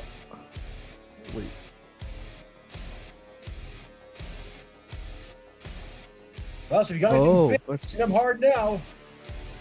yeah. That was my big thing. It didn't do anything. Yeah, unfortunately, he threw it at the one guy who doesn't have eyes. But yeah. That's all right. That's all right. Still, what you got? He's going to, again, take that damage at the start of his turn. Yeah, I guess I'm just going to just start Still a bunch of Eldritch minions blasting nearby and them, I such. guess. You do I mean, see, obvious, the Pumpkin King is the one like sending out the vines that are trapping you, and he's the Archfey that is entrapped creatures here. Right, I know. He's the big, he's the priority target for sure. I'm just, man, sorry, I'm just not used to these spells. I think I'm just gonna keep going. We're just gonna. I realize I have like no damaging spells besides my top level spells, which is terrible. I should fix that. Yep, we're just gonna start Eldritch Blast and no hex. I Once guess again, we'll just. reminder if you have that innate sorcery, whenever you want to pop that off as well. Yeah, so that's an action though. Is Bonus. Or is bonus? Innate sorcery. Level, I don't know how much it bonus matters action. for you. Your bonus and action you can like interchange with your quicken spell, but yeah. That's true, but I'm running out of sorcery points.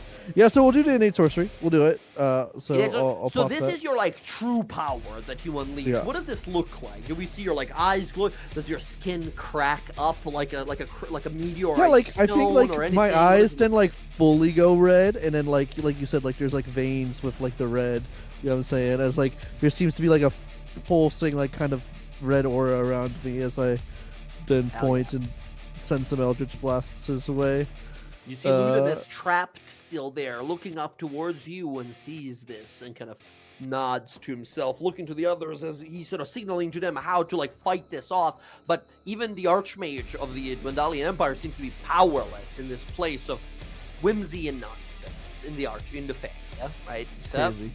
Here we go. Boom, boom, both hits. Let's go. You have advantage now in all of these attack rolls Yes. while your innate sorcery is active. Nice. 11 and 12, 23 points of damage. You take a significant chunk of the Pumpkin King's head points. You blast twice, both hit the back of the pumpkin head, and it boom pops off the body, hits the floor, and shatters. You see him reach into a pocket, take out another one, put it on his head, spin it around to look at you, say, "Hey, knock it off!" Pointing up. I want to try to taunt him. I'm just gonna be like, "Hey, Pumpkinhead, why don't you come and tingle with me?" Pumpkinhead, it's Pumpkin King, kid. What's the difference? Give an intimidation roll. Pretty good at this. Come on, roll 20.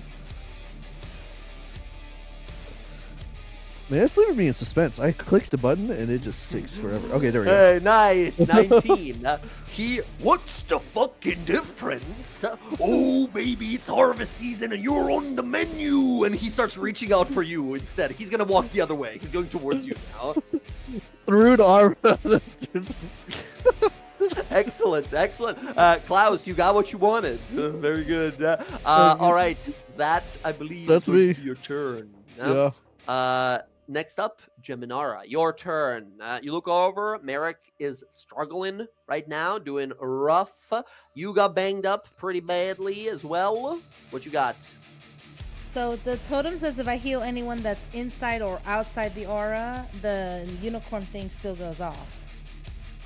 The only people that get healed are the people inside the aura. Right, as long as you use a spell slot to heal, even if you're not in the aura activates and heals people who are in it. Yeah, okay. So I'm gonna use a spell slot. I'm gonna bonus action use Healing Word on Merrick because he is far away. But yeah, I was gonna actually, say give me the actually- con save to see if you have the oh yeah. if you got smacked once. DC 10 again. You are blessed as well. Ooh, do you have a Warcaster? Do you have advantage? Yes, I do. I'm Woo! Warcaster. Oh, easy. You have the Aura of Vitality still. Actually, yeah, the Aura Vitality. I'm gonna use that instead to heal him because it's more, I think, than the Let's Healing go. Word. Let's go. So you can move, heal him up. The guy next to you is grappled, but he's gonna try and take a swing at you. Here's his attack. 7 misses. Okay, I'm gonna just get him in the aura. Jesus, I what a guess. gigantic bug. This is as close I can get to get him in the aura. That's Yeah. perfect. He's in. Okay, and so Aura Vitality, that's 2d6. 2d6, let's go. 8 healing to you, Merrick. And then 7 points of healing to Jiminara and Nizlik. And Connor. And sorry? And Connor, yes, sorry. How could I forget Connor? Connor the giant snake. Cool art. I have to give him more health. He's supposed to have 16 more health. Aha, It's okay. two HP per hit dice. Yeah, awesome. Okay, still have your action. Yes, Who's that Pokemon? okay, so I still have my action. And if I have a question, if I'm using the healing staff, that's an action to cast it? To cast what? Sorry. To cast a heal through with the staff? Like one of the spells from the staff? Yeah, it says it Yeah, uses yeah. one spell, but it says it uses one, like, Charge. one charge, but is it counting as like a spell? Like, if I wanted to use the healing cure wounds, but I want to use it through, Julio, since I can cast spells through him. He's my familiar. Right, I right. I don't know if it counts as a spell slot or you have to use a spell slot to do that. I don't think there is. Yeah, I think it is totally fine. By default, familiars are able to sort of cast spells through them. Touch spells, yeah. Even from item, as long as it's a touch spell, right? It's a range of touch. So yeah, that Okay. works. I'm gonna heal Sintra because she's probably gonna come back into this mess here. I'm gonna use 2 charges of the staff to give her cure wounds.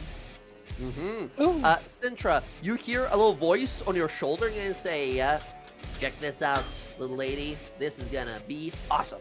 And you feel a healing burst, and you see appearing there 2 eyes moving independent of each other, multicolored and sort of like fading into Yeah. reality from being like nearly invisible in your shadow, is a little chameleon lizard that's just sitting there on your shoulder. Howdy there. Well, hi. Gives a little wave with his 2 chameleon fingers. He points over to Jiminar, says, she wanted to make sure you're gonna be okay. I'm here, so everything's gonna be okay. Oh, well, tell her thank you. Is that the fucking Pumpkin King? And then we go over to Jiminara again as he's just like, oh my god. Staring over. Jiminara, nicely done. That's your healing. And how much healing is the 2 cure wounds? Is 2d8? 2 charges, so 2d8 plus your wisdom. So it's 15. Well, it's 2nd level, you said, right? No, How it's many 2 charges do you- it's 2 charges of cure wounds, so it would be 2. Yeah, it's level 2. It's 4d8, huh? Oh, it's more. It's 2d8 per level now. Boy, nice. Plus the 5 from your wisdom, right? Or 4? Yeah, 5. 5. Okay, 27 healing to you, Sintra. I'm back to full. The little chameleon just puts his hands on the side of your shoulders, and you feel powerful healing energy just fully restored. Hell yeah. Using Again, up that's- the yeah, charges. that's- All yeah. right. Very good. That's my turn. Hell yes. Nicely done. Jiminara, that's your turn. At the end of the Pumpkin King's turn, he's gonna use a move action to move back where he started. I'm gonna get you. Ooh, I'm gonna get you. He's moving back into the fucking cloud of darkness. Sintra, it is now your turn. Okay,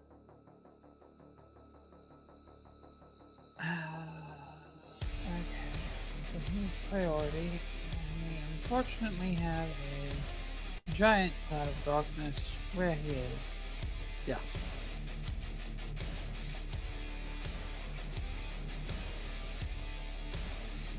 Okay.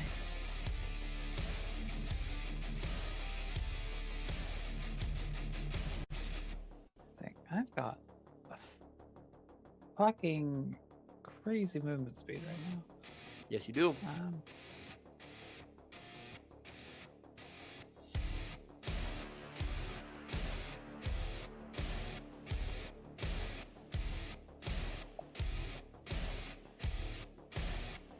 Okay.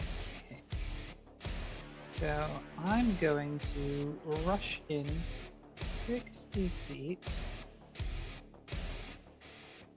I think is there. Yep, cool. I'm gonna go there.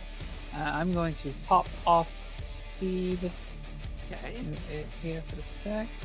I'm gonna have it use its action to do its phase step. And I'm gonna send Yeah, it over here to Jiminora so she can use Ah. it. Magic horse delivery appears right there next to you, Jiminara. Beautiful. What does it actually look like? I mean, I'm sure we'll have some art I soon. but... uploaded its. Well, I actually uploaded its token. If you want Oh. to swap it out real quick. Let me see here. Oh, It's hell another yeah. horse. Hell yeah. Look at that thing. Awesome. She rides on the awesome. Kelpie. They're super nice. Don't touch them if you're a kid. You stick to them and you get dragged into the water. But for other Fae, you should be okay. Oh, God. Mhm. All right. All right. That's not horrifying. If it starts Very good. singing, don't listen. Oh no, it's like that never-ending story horse dragging into the pits. Oh. Right. Pretty The much. horse appears there, lands next to you. Jiminara, half your movement to hop onto it on your turn, and then you have its movement, which is pretty fucking substantial. All right, awesome. Before I start forward, I'm going to yell out to Klaus. Pretty boy, do you mind getting rid of your stuff? Stuff? Tentacles That. wrapping around the guy. Holy shit, what is this kind of magic? As he's trying to get through it. And he's walking back into it, right? Yeah, I'm like, he's taking damage it from doesn't it. seem. You look around, you, a mighty sorcerer, flying in the sky, blasting spells down at everyone, see people running up to it and be like, we can't fight it, man. We can't. You put the fucking evil darkness on it. We can't fight it. Doesn't he has a range around him anyways? People can't really get close to him without taking damage. It's not a terrible amount of damage. The thing that he did, the aura, harvest dance, yes, yeah. The harvest dance that he did basically says that, let's see, when a creature enters the area for the first time, within 20 feet of him, they would take damage, right? Is the church 20 feet from him? Probably. You definitely would. I mean, you would see the ability, so you can tell me if you decide to enter it or not. But 20 feet of him starts like here-ish, right? Yeah, so she's going to be advancing. She's asking Klaus if he could, throw them a bone and get rid of the darkness so we can beat on him. Do you, Klaus? I don't want to, but okay, I guess. As you see them charging on in here and calling out to you, Klaus, you're like, this complicates things unnecessarily, but as you get rid of the spell there, the pumpkin is standing there going towards you, stops for a moment, he turns around, he looks over towards you, Sintra, as you look at him like, all right, let's see what you got. He throws 1,000 pumpkins at you. I need you to make that save. I need you to make a DC 16 dex save or take 6 points of damage. Just flying in your direction. 15 just fails, unfortunately. You take a total of 6 points of damage. Woo. Wow. Unfortunate. So we've got that going. Bless is still rocking, so that's fine. I'm going to cast one more spell that doesn't require concentration. My bonus action is a paladin? How can I that be? know, right? Divine Favor. Divine Favor is an awesome new spell. It used to be a D4 damage as a bonus action concentration. No longer is it concentration. It just says you do more damage when you hit. If you're a paladin, take this. There is no reason for a paladin not That's to take it. crazy. It's pretty Yeah. good, right? That minor And- change, but it made it very... Because they didn't nerf the smites, that's why. I'm gonna just let go of my vow of enmity. Is I run in here and I'm going Okay. to on You my don't need to let it attack- go. It's still on that guy. You can, when he dies, you can just move it to this guy or someone. Yeah, right? I've got 3 uses of it, thanks Oh. to my necklace. Huh? So Oh. Yeah. Yeah, you got an extra use of it, which is fantastic. So we're awesome. just Anyone gonna just reapply it here? we're just gonna let it go. We're just gonna reapply it. I'd like to see you try. I really fucking hate your music. First of all, hurtful. Second of all, you stab him. Nice. That is going to be 19 points of damage. Awesome. We're going to. We still got one of these in the chamber.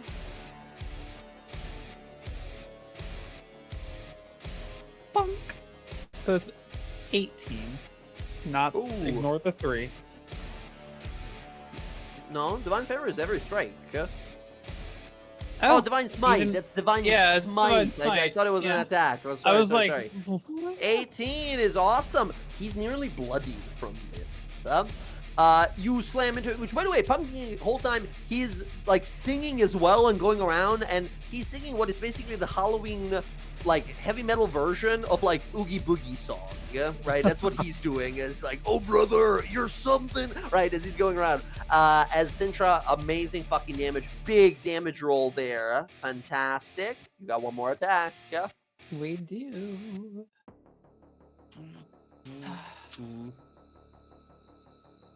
Hits. Nice. 14 points of damage. He's now in bloodied, fully in bloodied. We're gonna use Ooh. this. Bonk for 13. 13 more points of damage. Nice. Okay, doing huge work on him here. Sintra. Nicely done. Nicely fucking done. I mean, he's super fucking bloodied. He looks over towards you, looks back up towards the sorcerer. Doesn't know who to go for at this point. Go Okay. on, chase him. See how bad that is for you. You really should. I'm handsome and I'm over here, Pumpkinhead. Excellent. Fuck yeah. Okay, let's see here. At the end of your turn, he is going to do one legendary action here. He's gonna attack you. However, I'm gonna give him disadvantage because he's being taunted by the flying sorcerer. He smacks ya. With disadvantage, it's a 16? I think that misses. Yeah. Just barely. He whoosh, whoosh, whoosh, whoosh, whoosh, boom, slam this vine down as you leap sideways and over it. Ooh, almost headshot. That's gonna be his legendary action, Nizlik. Your turn. You are, there's one of the duelists who's left alive on the other side. There is a giant buff dude grabbed by a vine snake, Connor, apparently, and there another giant dude right next to you who's trying to poke you with a giant stick. Yeah, so the A lot guy of has, stuff is happening. There's a Okay. there's a bird guy over there with a holy spear attacking the human that you helped and then who helped you afterwards. There's a inky black horse. There's a lot of stuff happening. yeah, gotta deal with what's in front of me so they don't go after Jim. Right. So we'll do the core staff on the one that's grappled. Let's go. Hits. Nice. Oh, give me one more like that. Alright, second attack. Super deadly injury. That is 13, which will miss, unfortunately. Yes? Yep. And then he's just gonna stay put. Okay, gotcha. You have a bonus action still, huh? Nothing I can use it for. So as a monk, check it out. As a monk, you can always attack as your main action, and if you attack or don't, it doesn't matter. Always, at any time, as a bonus action, you can make one unarmed strike. Yeah? If you spend a key point, you do flurry of blows, and you make 2 unarmed strikes instead. But every single turn, you get a bonus action punch. Oh, really? That doesn't say that. By default, you always have 3 attacks. I don't see That's that just on monks. here. Let me It'd be your unarmed strike one. Yeah, it'll be an unarmed strike. It is called, where is it? It's the very first ability you get. It's called martial arts. Martial arts. You should have it somewhere in the character sheet. I hope. Yeah. Should be auto added. Yeah. Martial arts. Yeah. So this is the old version. I'm gonna copy paste it, but I it's see the I same see thing. it. You see the thing in the middle. It says when you make an attack, blah blah blah blah blah thing, right? In fact, I'm gonna change it up so it's a little nicer to edit it. Check it out. A little easier to edit. That's the new version of it that I've added to you. Basically, yeah, bonus unarmed strike, right? You can make an unarmed strike as a bonus action. Additionally, you see this very last thing. That's also a thing that's called dexterous attacks. If you ever try to grapple someone, you do it with dexterity instead of strength, which is really nice for monks. But yeah, bonus action punching, yeah? Pretty nice. Yeah, we'll do that. Thank you. Give me the punch. All right, last one. Oh, 11 damage. You clock him out. You boom, slam once, go to the second round. He blocks, and how do you finish him? Is this like a flying knee kick, or like a spinning crane kick, something? What is this? I think he hits him with the quarterstaff, goes to swing a second time, and it plants on the ground, and he leaps onto his staff and double kicks him. Ba-ba! To the side of the head as he falls on down. Connor still holding him, slams him into the ground a few times. Nezlik, that is going to be, I believe, your turn. You have movement still. Gotta worry about this other one. Actually, can he move there? No, it still won't be in range. Nope, we're good. Hell yeah. All right, awesome. There we go. Merrick, it is now your turn. You and the Vulture King, Vulture Lord here, who's staring at you, his eyes flickering, sort of shaking his head. He's trying to shake off whatever's happening to him, but he can't. All right, Max just poises his rapier, bonus action, steady aim. I'm going for an attack. Let's go.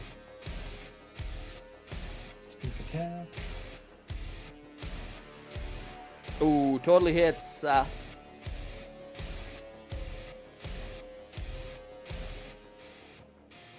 Nice. Nice. Almost, there we go. Almost an 8. Almost. We'll see it. We'll see it happen soon enough. That is 25 points of damage. Nice. It is a significant enough hit. He needs to make a saving throw. Sorry. Oh. No. There's no saves. No. This is something for him. This is something that he has to do. He fails here. As you stab him, he yells out in pain, and you see the red energy around his eyes shatter and is sort of destroyed. As you see him blink a few times, looking down with your blade, sort of, once again, you are slashing, right? You're not stabbing. Yeah, I'm slashing him. You slash across, and it is painful and precise enough not to kill him here, but to injure him to a point where his mind fights off this corruption.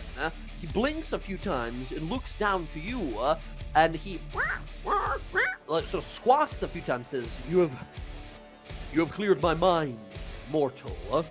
Thank you. Now, the Pumpkin King, he must be stopped. What they've done to me, I must explain, but not now.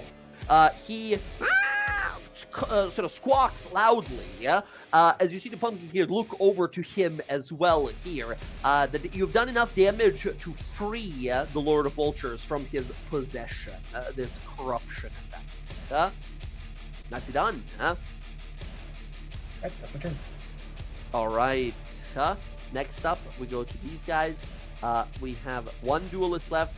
He's gonna kill Connor. He's gonna attack Connor twice.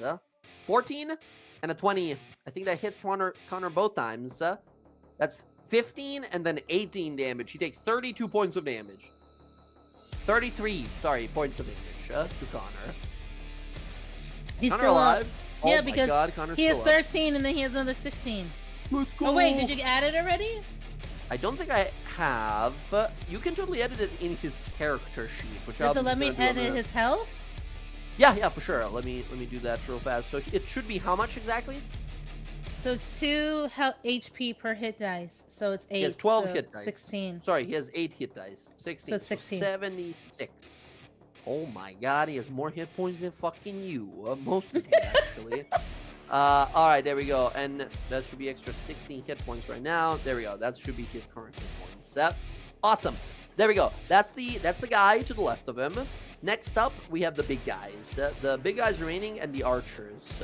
Klaus, 3 attacks against you with disadvantage. Pew. Oh, pew. Pew. Okay, 20. 20 is going to hit you, 20 Klaus, hits, for 7 yeah. points of damage. Yeah, okay.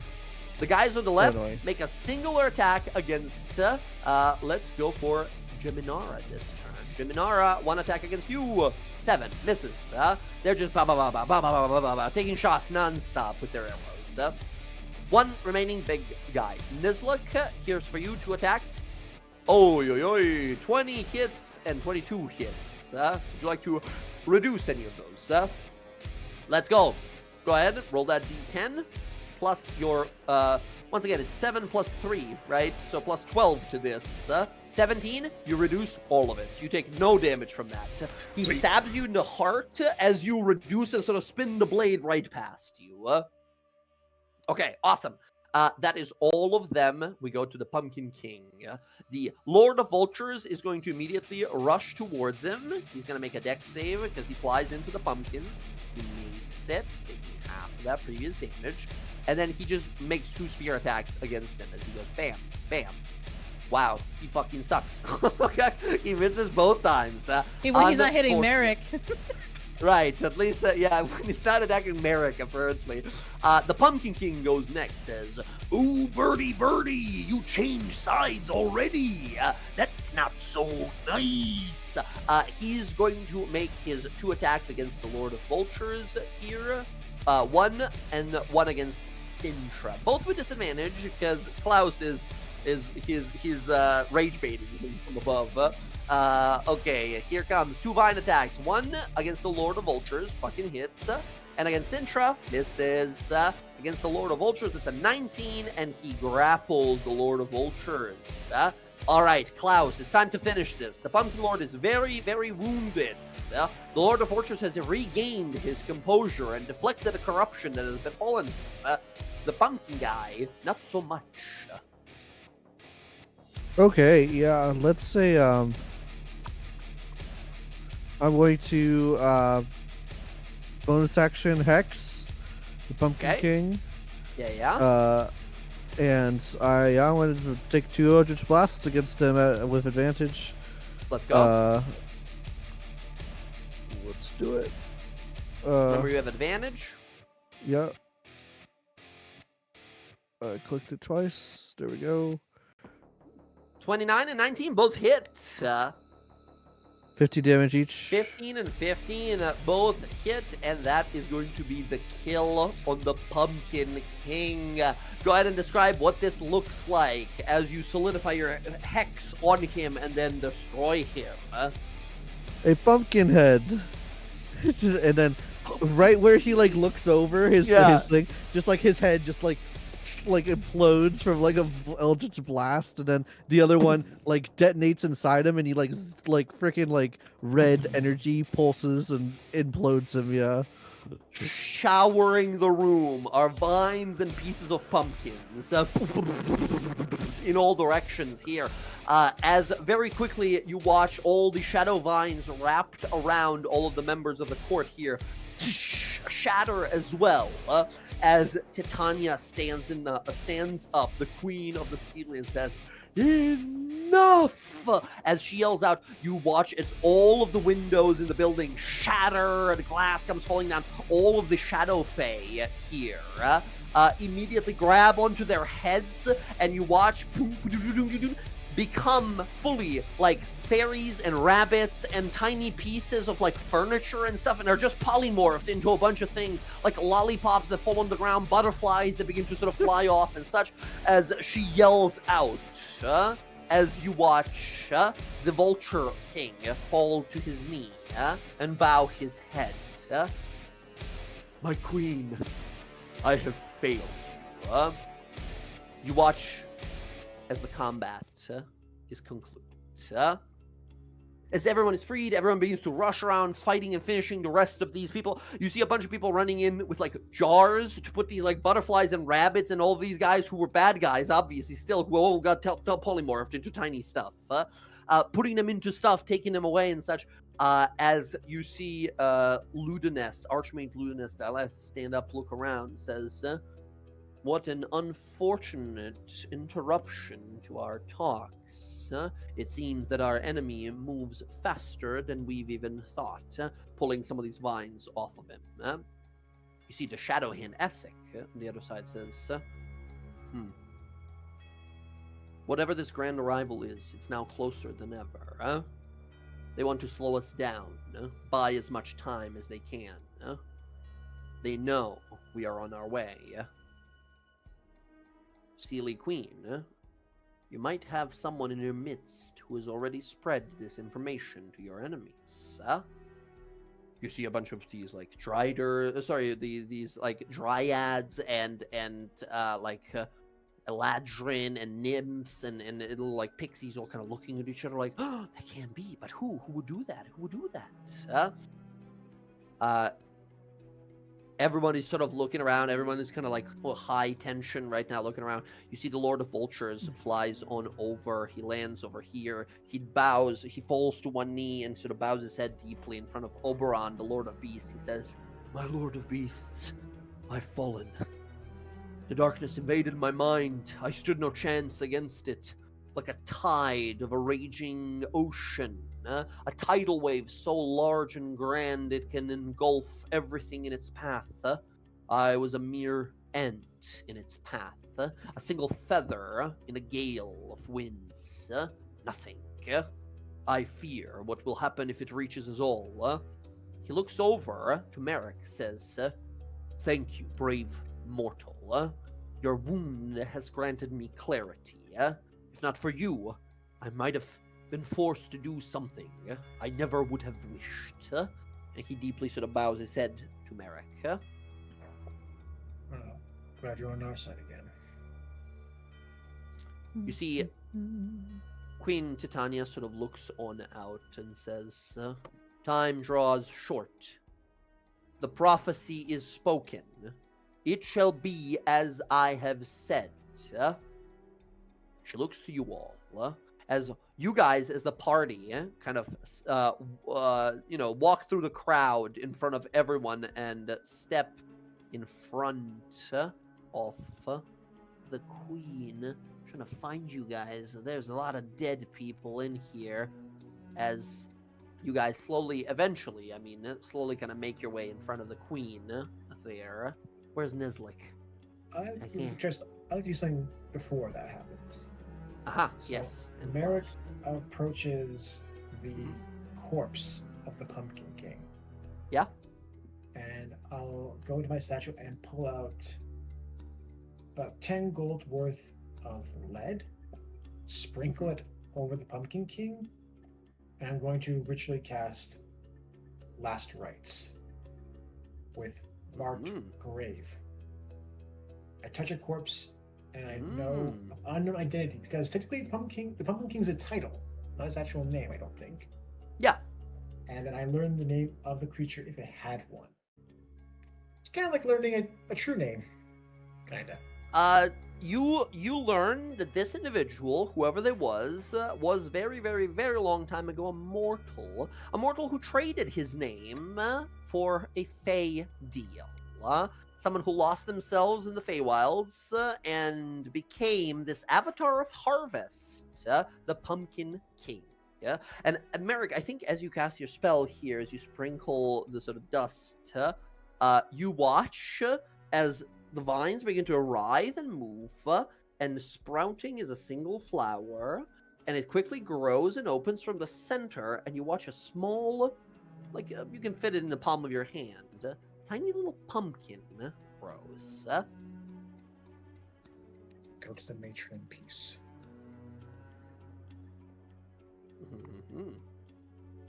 Excellent. In that time, can I heal people to get them a full? With Everyone's the at full hit unicorn? points. Totally fine. Everyone's full hit points. Unicorn and aura of healing. Everyone is fine. As you watch, as everyone is sort of gathered, you see the Lord of Mischief, Nathir, over here. This giant fucking dragon says, "How strange! Never would have saw it coming. The Pumpkin King of all. Well, many of us Fae are very unpredictable. Who knows, if not him, who it would have been? I wonder what happened to Brother Ox. I wonder where the King of Bears is. What the Queen of Bats is doing huh? The Penguin Lord, the Toad King? What is happening with all of them now, huh? Are these real people? Yes. All of them look at you like, how rude. What the hell? They like, stare up at you. You see the Lord of Vultures says, my queen, whatever punishment you have for me, you too, my Lord of Beasts, I will accept it. It is the weakness of my mind that has given me over to the enemy to assault this place that I revere most. I am sorry, but I will accept whatever punishment. You see Oberon looks over to Titania. Titania says, this is a great offense, not easily forgotten. Very well. A light punishment for you, as you do seem to repent. Sampati, Lord of Vultures. You will live 100 years as a vulture, but like a small one. And you watch his body become a small vulture that begins to like flap its wings and fly up into the rafters. She says, that feels good. All right. Back to the matter of hand. Worse for him. I said, but that could have been worse for him. I look over at Merrick like, what the fuck? All right. I look at Back Klaus at the- like, just don't say anything for now. Just nod, smile and nod. Smile and nod. It's a nice vulture. It's pretty nice. It's very well. Before we continue, she looks over to Klaus, says, you, young mortal, as the slayer of the Pumpkin King, do you wish to become the new Pumpkin King? Say no. Respectfully, great queen, my heart and soul belong to another already, and I do not wish to take up another station that would stray from her path. Oh no, I Your think name's it Klaus was. too. No, I think that was Klaus. I think Klaus Sorry, was the I heard my slay name. the- Sorry, I heard my name. Sorry. You Oh, said no worries, Merrick. no worries. No worries. I might have said Merrick by mistake, but it was Klaus. Yes. Klaus just If you looks wish like- to become the new Lord of Laughter and Madness and Pumpkins, it is yours to claim as the rightful slayer of the previous one. I think I'm okay. Thank you for the offer. Pumpkins are really nutritious. You should think about it. They are. They You truly shouldn't. are. You have to sing like that every harvest. Oh. And your head turns into a pumpkin. I don't. I like my head. I think I'll keep it. Very well. It's a Kind rather of weird, nice but head. very well. All right. Back at the matter of hand. A prophecy is set. She looks amongst you all. She points to you, Geminara. Says, Geminara, you know these lands better than most. Better than all who stand with you here. You have been in the wild forests beyond. Great darkness has taken the autumn court. The fall has been darkened by the red mists. A darkness so gloom-filled and thick none can penetrate but the purest of lights. If you wish to seek the root of this corruption, you must find the way through it. The purest light will lead you there. Geminara, I think you, just as a druid of the land here, you immediately know what she means. She doesn't have to say it, but you familiar with the Archfey here, with the Fey lands and such. The first thing you think about is the Phoenix Nest, a volcanic magical mountain where a large number of phoenixes live, the most powerful creatures of light and fire. As you realize only they will be able to ferry you there. You'll have to travel into the darkness on the back of a giant phoenix. You must make your way to the Phoenix Nest.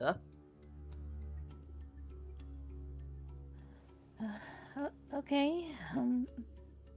Do we have to go like right now? You need not go right now. Recover your strength, your power, and then head out. But the time is short. We have but some amount of time. We're not actually perfectly clear, but soon the Spider Queen will move. when the time comes. When the time comes. She'll look at everyone. You're all ready to go? No. I mean, not right this second. Okay, I'm just gonna grab my staff and I'll be waiting by the door.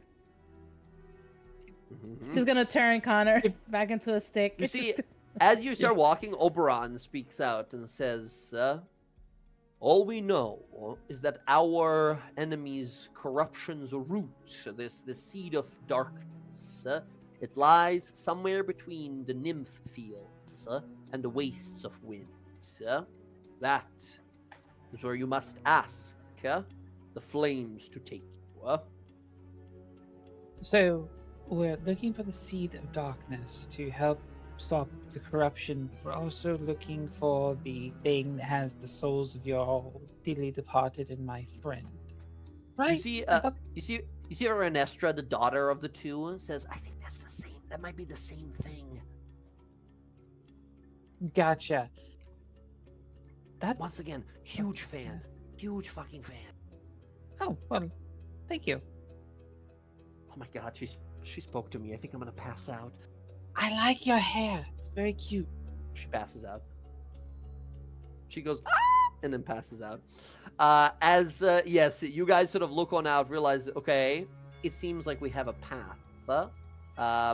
As this is what Oberon said. This is the location where we need to end up eventually. Somewhere between the nymph fields and the wastes of wind. Which, speaking of, by the way, friends, here is that map of the Fey lands. We are currently over here in the Court of Summer.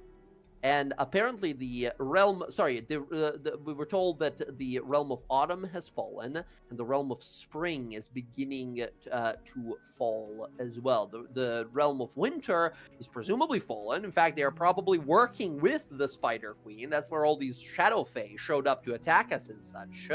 And we were told that to find our way between the nymph fields and the wastes of wind, somewhere in between there. Oh, goody. We might get to go to my home. You all will like it. It's very cold. This is not your home? This is where I live. My home is on the opposite side of things. So your home She's is not kinda where you like- live? Gestures to herself. Well, no. No, is your home where you live, or is your home where you're born? I think home is where the heart is. Oh, you sweet Well. like child. Huh. I will also mention at 2 points in that fight, you guys definitely saw Klaus think about magic for a moment and then immediately give up and start blasting people with incredibly powerful magic. You guys sort of, you see an extremely handsome, debonair-looking fellow here, nicely dressed suit, everything and such. Incredibly potent mage, right? Yeah. I'll just walk up beside Klaus and like put my arm around him as like we're all walking away. Be like, where you come from? Do the girls ever just say to you from time to time, thank the gods he's attractive? Do you ever hear that a lot? I mean, between their moans of pleasure. Can I make an insight check? On Klaus's bowl? Yeah, I mean, sure. I guess, yeah, sure, absolutely. He wants to know if you're a virgin, I'm guessing. I mean, yeah, no advantage. I don't think you're 10, right? 10. I mean, he's a very charismatic guy. Oh my god, this like. I mean, I don't know. You tell me here, Zach. You can tell as honestly as you can here, and this looks very insightful, seemingly. What do you think? Does Klaus pull? There's definitely he's like playing it up, you know, Yeah. because like, but like, yeah, he gets it. Like, he's very good at talking to people. He's very good at like Mm, telling people what they want to hear and getting in inner circles. So I mean, he's like yeah. he's a spy, you know, kind of. So Mhm. I think for you, Merrick, looking at it like, well, he's traveling with Archmage Ludinus, the Archmage of Domestic Protections, the Governor of Defense, right? So he's definitely skilled. He seems maybe a little like aloof at times, perhaps, but there's a reason he's here, right? Only the best of the best are here, and this guy is definitely the best at something. Yeah. So I think your instincts are telling you, like, I don't know if I can trust this guy. Yeah. Yourself, Niz, like, yeah, this is a very charismatic guy. This is a person that can probably get into every single room. Are we the best of the best, or are we the best of what's left? Well, the best of the best is stuck in a magical cube with a general guy. Merrick looks over at Sintra. Well, we're here to save the heroes, so well, we have to be good enough, I guess. I'm surprised that they send the elderly. That's so weird. Anyways, we should probably get going. For all I know, you could be a grandmother. I'm far young for a half-elf. Oh, grandmother, no. I'm only in my early 300s. I haven't even decided to settle down yet. I look over at Klaus. Mhm. Grandmother. great grandmother. Mortals. As you guys are sort of setting out here, preparing for this journey ahead, you see you yourself, Geminara, you feel a little tap on your shoulder, and you see appearing there is your little invisible friend. Well, invisible camouflage, your camouflaged friend. You see Julio there says, "Hey there, boss lady. I might have. I think someone must have poured some sticky glue on my hands, and you see him hold out a few gold coins. Says, I took these. They fell on me. Is how it happened. It was the strangest things. Anyway, can I keep these? I mean, wow, did they fall like from the sky? Yup. That's how they. Yep. Wow. They I are. didn't see any It's. coins falling. I think the Pumpkin King had some stuck in the back of his sort of head, and they just sort of fell on out. And Centra, by the way, mark off 2 gold. Oh, you little. Anyway, I mean, I figured if I could just, like hold on to these, I can use them as a shield, maybe, or I can maybe buy one of these mortals. How much do they go for anyway? You know what? Not Your for guess is- sale. Your good as guesses. Your guess is good as mine. I mean, I have no idea. I mean, looking at them, they're kind of scrawny, so maybe they're pretty cheap. I mean, they move kind of fast. That was pretty nice in the fight there. They're holding their own. Nothing without me. You saw what I did there. I feel. I mean, no, it's your magic, but the way I was channeling it through me, the lady with horse, man, that was. I feel like that was a lot of it was me. I know it's probably some of it is you and your staff, but a lot of it was probably me as well. Yeah, you're right. It probably is. Mm-hmm. Oh, wait, if you want to keep the money, I mean, if it fell from the sky, I don't see a reason why not.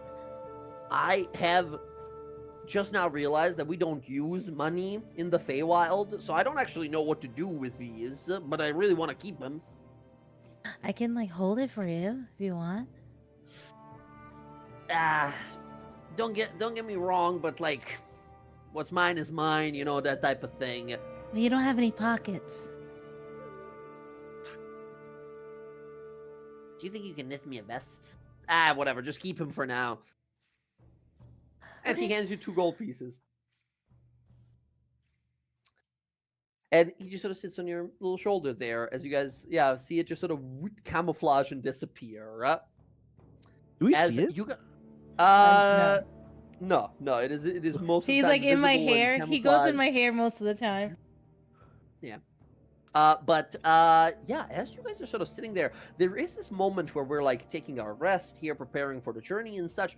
And most of the people like have a conversation with you. Like Essek has a conversation with Neslik and tells you like, from here on out, me and the rest of the Echo Knights and the Dunamancers here are going to be working with the Summer Court, with the Queen here, on preparing their defenses, working together, figuring out the best way to protect their world and our world. A lot of magical spells being conjured.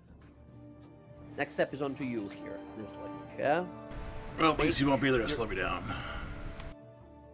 Well, make, for once, this once maybe, make your den proud. I understand. And Nizlik is gonna wave him off by walking away and drinking from the bottle. Yeah, he just sort of crosses his arms and kind of squints as you leave. Who's that Pokemon? Meanwhile, Klaus and Merrick, you guys are talking to the Empire people. You see Ludinus standing there in front of you guys. Says, "Well, that definitely was a lot more turbulent than peace negotiations and alliance forging tends or should go. But still, alliance is struck. Dwendalian Empire has made a powerful ally. Zero, you don't have the ball. today. And once this whole Spider Queen business is concluded, hopefully the Fae, the Seelie here, will perhaps even wish to aid us in wrapping up the business. Please, back. give Zero a shiny kitty. Well, in either case, the Ogden Trust has showed great willingness to trust and sacrifice by sending some of their finest. Mr. Blackthorn, I've heard about your work. Nothing from personal connections, unfortunately. I do feel that your agency and mine have a lot to gain from working with each other than against each other. I do so wish that your gnomish friend would see the truth of it. The Cerberus and the King working as one, except for butting head, instead of butting heads at all times. Don't you think so, Mr. Blackthorn? The Trust and the Assembly have a common enemy here. That's all for now. The Spider Queen is a threat to both you, myself, and the Empire. Hells, even all of Alexandria. Yes. Indeed, that is. Very well. I'm certain that Schreiber knew and had good reasons to send someone of your qualities. Klaus here is one of the best that I have at my availability. I do hope that Schreiber has made the same decision. No?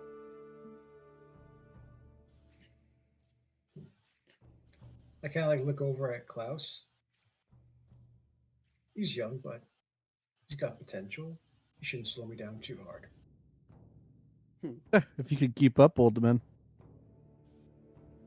Wonderful. The playful banter has already started.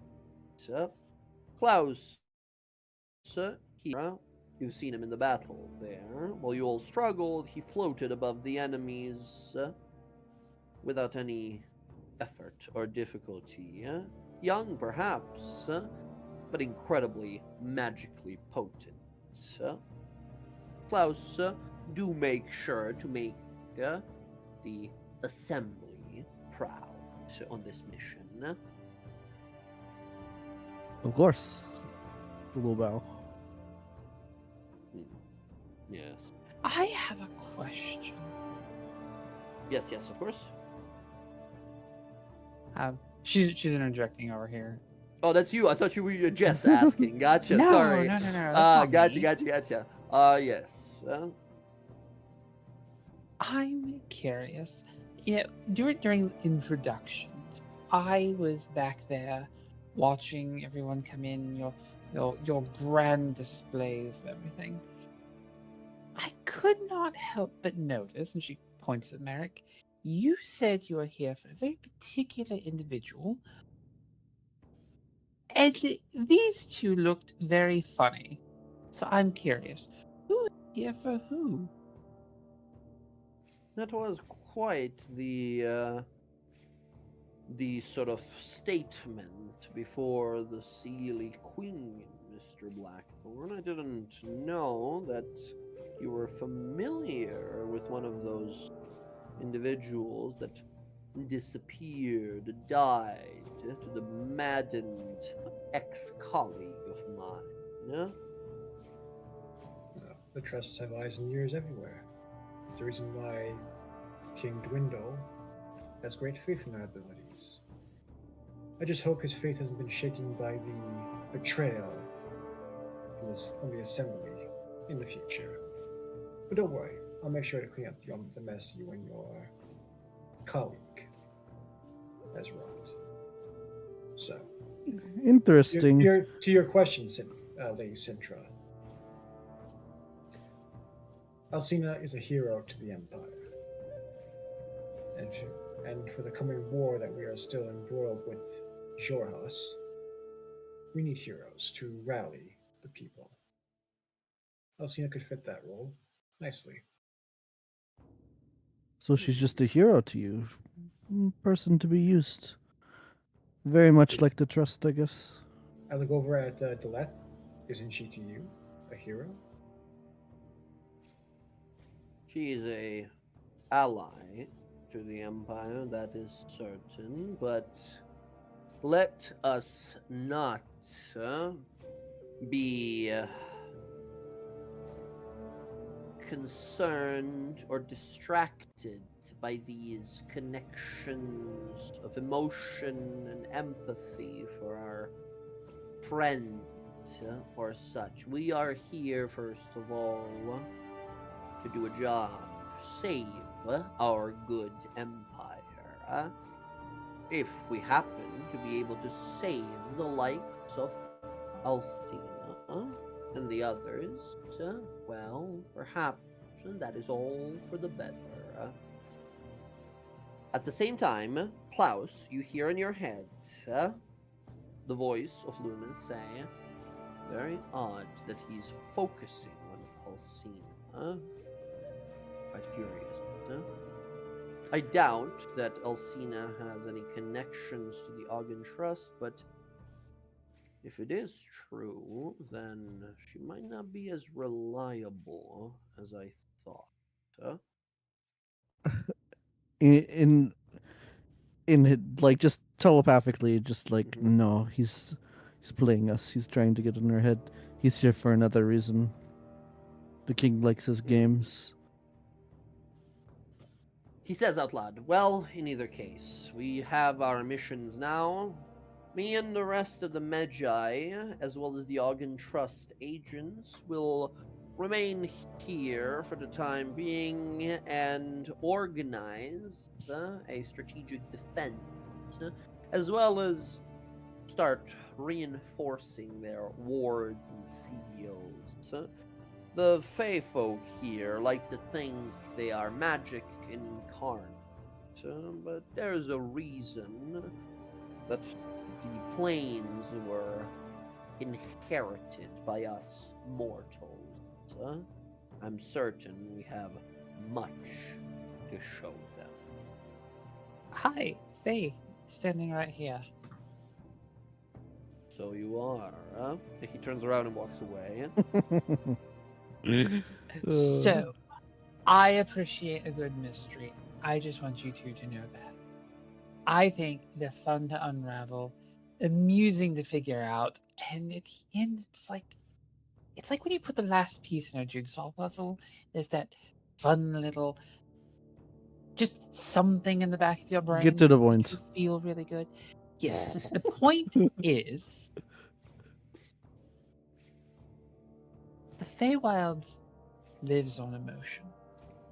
It understands what is inside you. Where we're going is entirely dependent on when it thinks we need to be where we're going. Lying will create issues. So, enjoy that.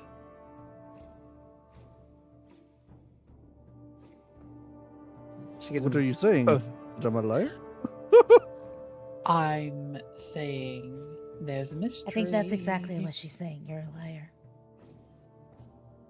What have I lied about?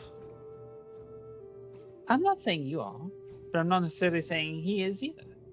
Someone is. You both acted very strange. Just, be aware that for the Feywilds, you arrive exactly at your destination when it thinks you're ready.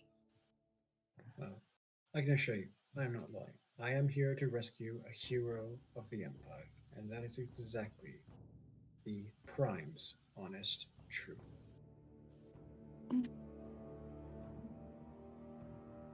You see, We'll see. as you guys are kind of measuring each other up and down here, everyone's sort of like staring at each other. Yeah, Juvenara, you see Julio kind of looks over and says, okay, so let me get this right. We got you, powerful druid, healer, whisperer of the beasts, of the animals, controller of the wilderness. Right. Then we have Cintron Seeley, sort of a rock star, great composer, musician. Didn't know up until today they can fight. I heard about them, never knew they can fight. Good surprise. We have this very handsome guy that shoots 1,000,000 bolts of energy out of his hands. Mortal guy. I don't know what his deal is about. I'm gonna check his pockets later to see if he has anything suspicious in there. And if something sticks, it sticks. And then there's this guy with the sword, also a mortal guy. Seems to be pretty fast. He's got a little bit of magic to him. And then there's a drunk guy. He points over. And Gemini, you look over and you see probably sitting there by himself. You correct me if I'm wrong here, Rav. But Neslik just sitting there trying out some of the local alcoholic beverages. He's actually sitting on the floor, cross-legged, his urn resting between his legs, his head on his shoulder, kind of just not interested in anything, just waiting to go. And while Julio's talking, she's totally nodding like someone's talking to her, but you guys don't see it, so she's just standing there nodding. And then she's gonna say out loud, even though she can talk to him in her mind. Yeah, it's interesting group. I don't know where what's gonna happen. And I think that guy's picking lice out of his hair, which could be concerning. He might have bugs. I might have to make sure he doesn't infect anyone else. Dude is dirty. If you find some, put him in a bag, a little snack for me later. Yeah, totally. You guys are hearing all of this. Her part of the conversation, you're hearing all of it. Well, She just looks like she's talking to herself. What the? That's your guide. That's your guide, the crazy person. And they think I'm... Well then, now that we've gotten to know each other somewhat, both in combat and personal end, I assume we're going to learn a lot more about each other on this journey to rescue them. So, shall we depart? Oh, Yeah. all right, that's Yeah, me. they look over at the That's me. Gemini, all right. All right, yeah. Just gonna turn around. I'm sorry that they have chose me to be your guide. I hope that I can keep you all alive. Don't touch plants. Be careful with all the animals. Anything in the Feywild could possibly kill you at any moment. So just be on your toes. Do you want to rest before, that? Like sleep? Like a full sleep? Well, just enough to get something back if you want to, keep people alive. It's easier to do it when you have stuff at your disposal. Yeah, Otherwise, nice it becomes little. a half promise. Okay, if you wanna take a break, sure. I'll just be over here pacing when you're ready to go. Okay. That's not going to do anything for you. Well, it's gonna help because I'm like really nervous. This is a lot of people that I'm responsible for. Just get away. Because if you all die, you know, I cast calm uh, emotions. that guy got turned into a vulture. So I don't know what's gonna happen to me if you all die. So I'm just thinking about that. Try not to think about that. Because there's a lot of things that could happen. If you focus on that, then you're not going to have a very good time. And she kind of like runs a hand up through Jimnara's hair. And it'll make your hair turn gray, and you don't want that. Who's that Terrible. You brush against something slimy and cold, and then you feel for it again and it's gone. Yeah.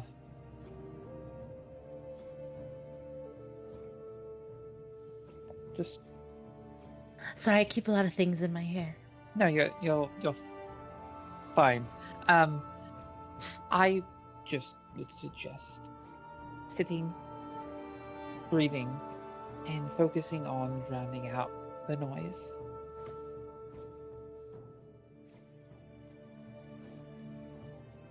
Or, pace, whatever makes you feel better.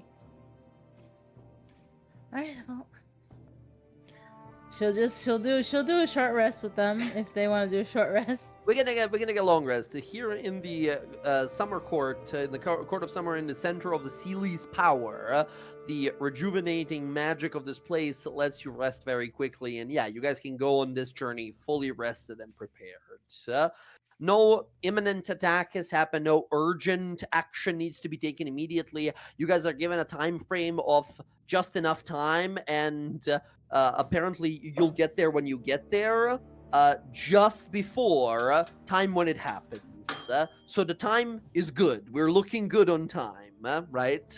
As you realize, all right, it's time to head out. Jay, Yes. sorry. Before we take off, Yeah. Merrick will pull Klaus aside for a private Mhm. chat. Mm-hmm. Yes. Listen, we both have our reasons for being here, and I don't want neither one of us can trust each other right now. So, I would like to do something. And Merrick will go into his stash and he'll pull out 2 rings. And he'll hand one to Klaus himself. She's gonna whisper, I think that guy's asking the other guy to get married. That's so romantic. I thought I don't Yeah. like each other or something. Maybe And that's so what what it is. does- You never heard of enemies to lovers? I think that's what that I is. think we're about to see that. I place it on my pointing finger and I ask, let's make a promise. Until the both of us rescue our our heroes, and return with them safely back to the material plane, let's make a promise not to sabotage or purposely hinder one another on this journey. I think they made a Feywild proposal. They're engaged. Wow. Could you agree to that, Close? Say it again one more time for me because I heard some background noise that was distracting me. Basically, he's asking that we both work together, don't get each other's way, and don't purposely try to sabotage one another until we return with our charges back to the material plane. I think that's agreeable. All right. He'll ask that you please put the ring on your finger. Put it on his pointer finger. I reach out to shake. I reach out for. Give me your hand. Yes, do your magic. I ritually cast Oath of Sealing Covenant Ooh, okay. Yeah, taking a moment to cast a spell here. You see here immediately, Klaus, as Merrick is casting spells, and he's sort of doing it more so with a sort of like more so divine magic than like arcane sorcery that you have, right? There's a little ritual that he prepares, and you watch the two rings begin to glow with powerful magical runes of trust and loyalty. As yes, this unbreakable bond is made by both of you guys here to not get in each other's way or sabotage each other while you work together here until you're back on the material plane. Should either of you guys go against this, the other will immediately know. Okay, yep. Very nice, very nice. Never thought I'd be working with a trustee, but here we are. Strange times, strange allies. Don't Strange worry. places. I promise to teach you. I promise I'll teach you a thing or two while we're here. Maybe I'll teach you a thing or two. Oh, now they're talking about all the sexual Almost stuff they're gonna do. It's like almost flirting, but like I can't tell if it's like exactly. Merrick places his hand on Klaus's shoulder. You're welcome to try, kid. I'm gonna sneak my way in after they've had their little moment. Do you Okay. two want to know a fun fact? Oh, don't tell me. Exchanging rings in the wild means we're bound forever or something like that? Oh, it depends on what court you do that in. Here, not so much. I was just thinking about it. The fun thing about this place is that you never know how much time passes outside of it. And? I'm just saying, you could arrive either the moment you left, the moment before you left, you could arrive a year before you left, or you could arrive 10 or more years after you left. It's I looked really back, I'm like, interesting. isn't that like a well-known fact that happens in the Feywild? I don't know why she's telling me this. Which means that you're gonna probably be married for like 10 years when you leave here. So congratulations on your no one 10-year told me that shit. anniversary. It wasn't a marriage. It was a promise between the two of us. A promise. Isn't that what? And she's Isn't gonna that just wink. what a proposal is? Yes, but he allowed it to be an open relationship, so I'm still available. I'm happily in a relationship already, so I know. Yeah, it's open wonderful. relationship. Wink. Wonderful. Great job, everyone. well, You hear Awkward you hear in your mind there, Jiminara, you hear Julio say this. However, it turns out it's gonna be a good one. It's gonna be a good one. And as we see Jiminara like, okay, let's do this. Step forth, the gate opens, and you guys step on out. We see the rest of these Eladrin kind of looking out to you all, saluting, trumpets playing, horns, drums playing for you guys leaving here. All of you stepping away, take one look back at the Sealy Court, and then step into the vast meadows and fields and forests of the Feywild. And as you disappear, as the camera sort of lingers on the massive palaces and the gardens and the fountains and beautiful sort of like unicorns and pegasi and fairies and pixies flying around, and all of you disappear into the forest, that's where we're going to end the session for tonight, friends. Amazing stuff. I just now realized we never took a break. We fucking powered through it. We went all the way through. Incredible. We already have some great synergies in combat here. The sort of repartee, the RP is beautiful. Already loving it. This is going to be very fun. And now we must travel through the Feywilds. We are heading on first to this place called the Phoenix Rest. There we must implore of the phoenixes there to take us into the dark shadows that surround the lands to the west of here, or pretend west, because we're in the Feywilds. And once there, somewhere in between the wastes of wind and the nymph fields, lies the seed of corruption that might just be this artifact that our friends, our old characters, are trapped within. All right, everyone, loving the characters, super excited for more of this. Are we all good for next week? Yeah, I'm good. I know. Should be. I know. But to be honest, she's just really weird. So. I was just thinking, I was like, our first characters that actually get along. I love her. Mostly along. No. Me and Jim. Oh, gotcha. Yeah. Yes, yeah. that's excellent. All right. It's kind of funny when I think of like Klaus and Merrick's like relationship. It kind of feels like old school Dr. Jones and like Short Stack. All right, I'm gonna slip out of here, guys. I'm gonna go Yeah. bug my house. Sounds good. See you Thank later. you all for gaming. Take care of yourselves. Take care of your loved ones. Enjoy. Stay safe out there. I'm going to peace out as well. Good night to everyone. Glad to be gaming again. Catch you all next week. Yeah? Good night, everybody. Night. Bye. Bye.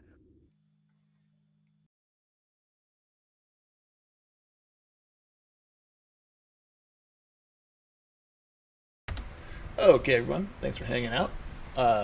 That was our Wildemount campaign. New characters for trying to retrieve our other characters that are stuck in limbo. Yeah, so it's going to be interesting trying to play an asshole, and I don't think I pull it off that well. Anyways, we're back Sunday for Tal'Dorei D&D. This weekend, I don't think I'm working, so maybe I'll try and get some rivals in. I hope so. I haven't played them forever. But thanks for hanging out. I super appreciate it. We're just going to end it here and call it a night, and so I can go to bed. Love y'all. Take care. Good night.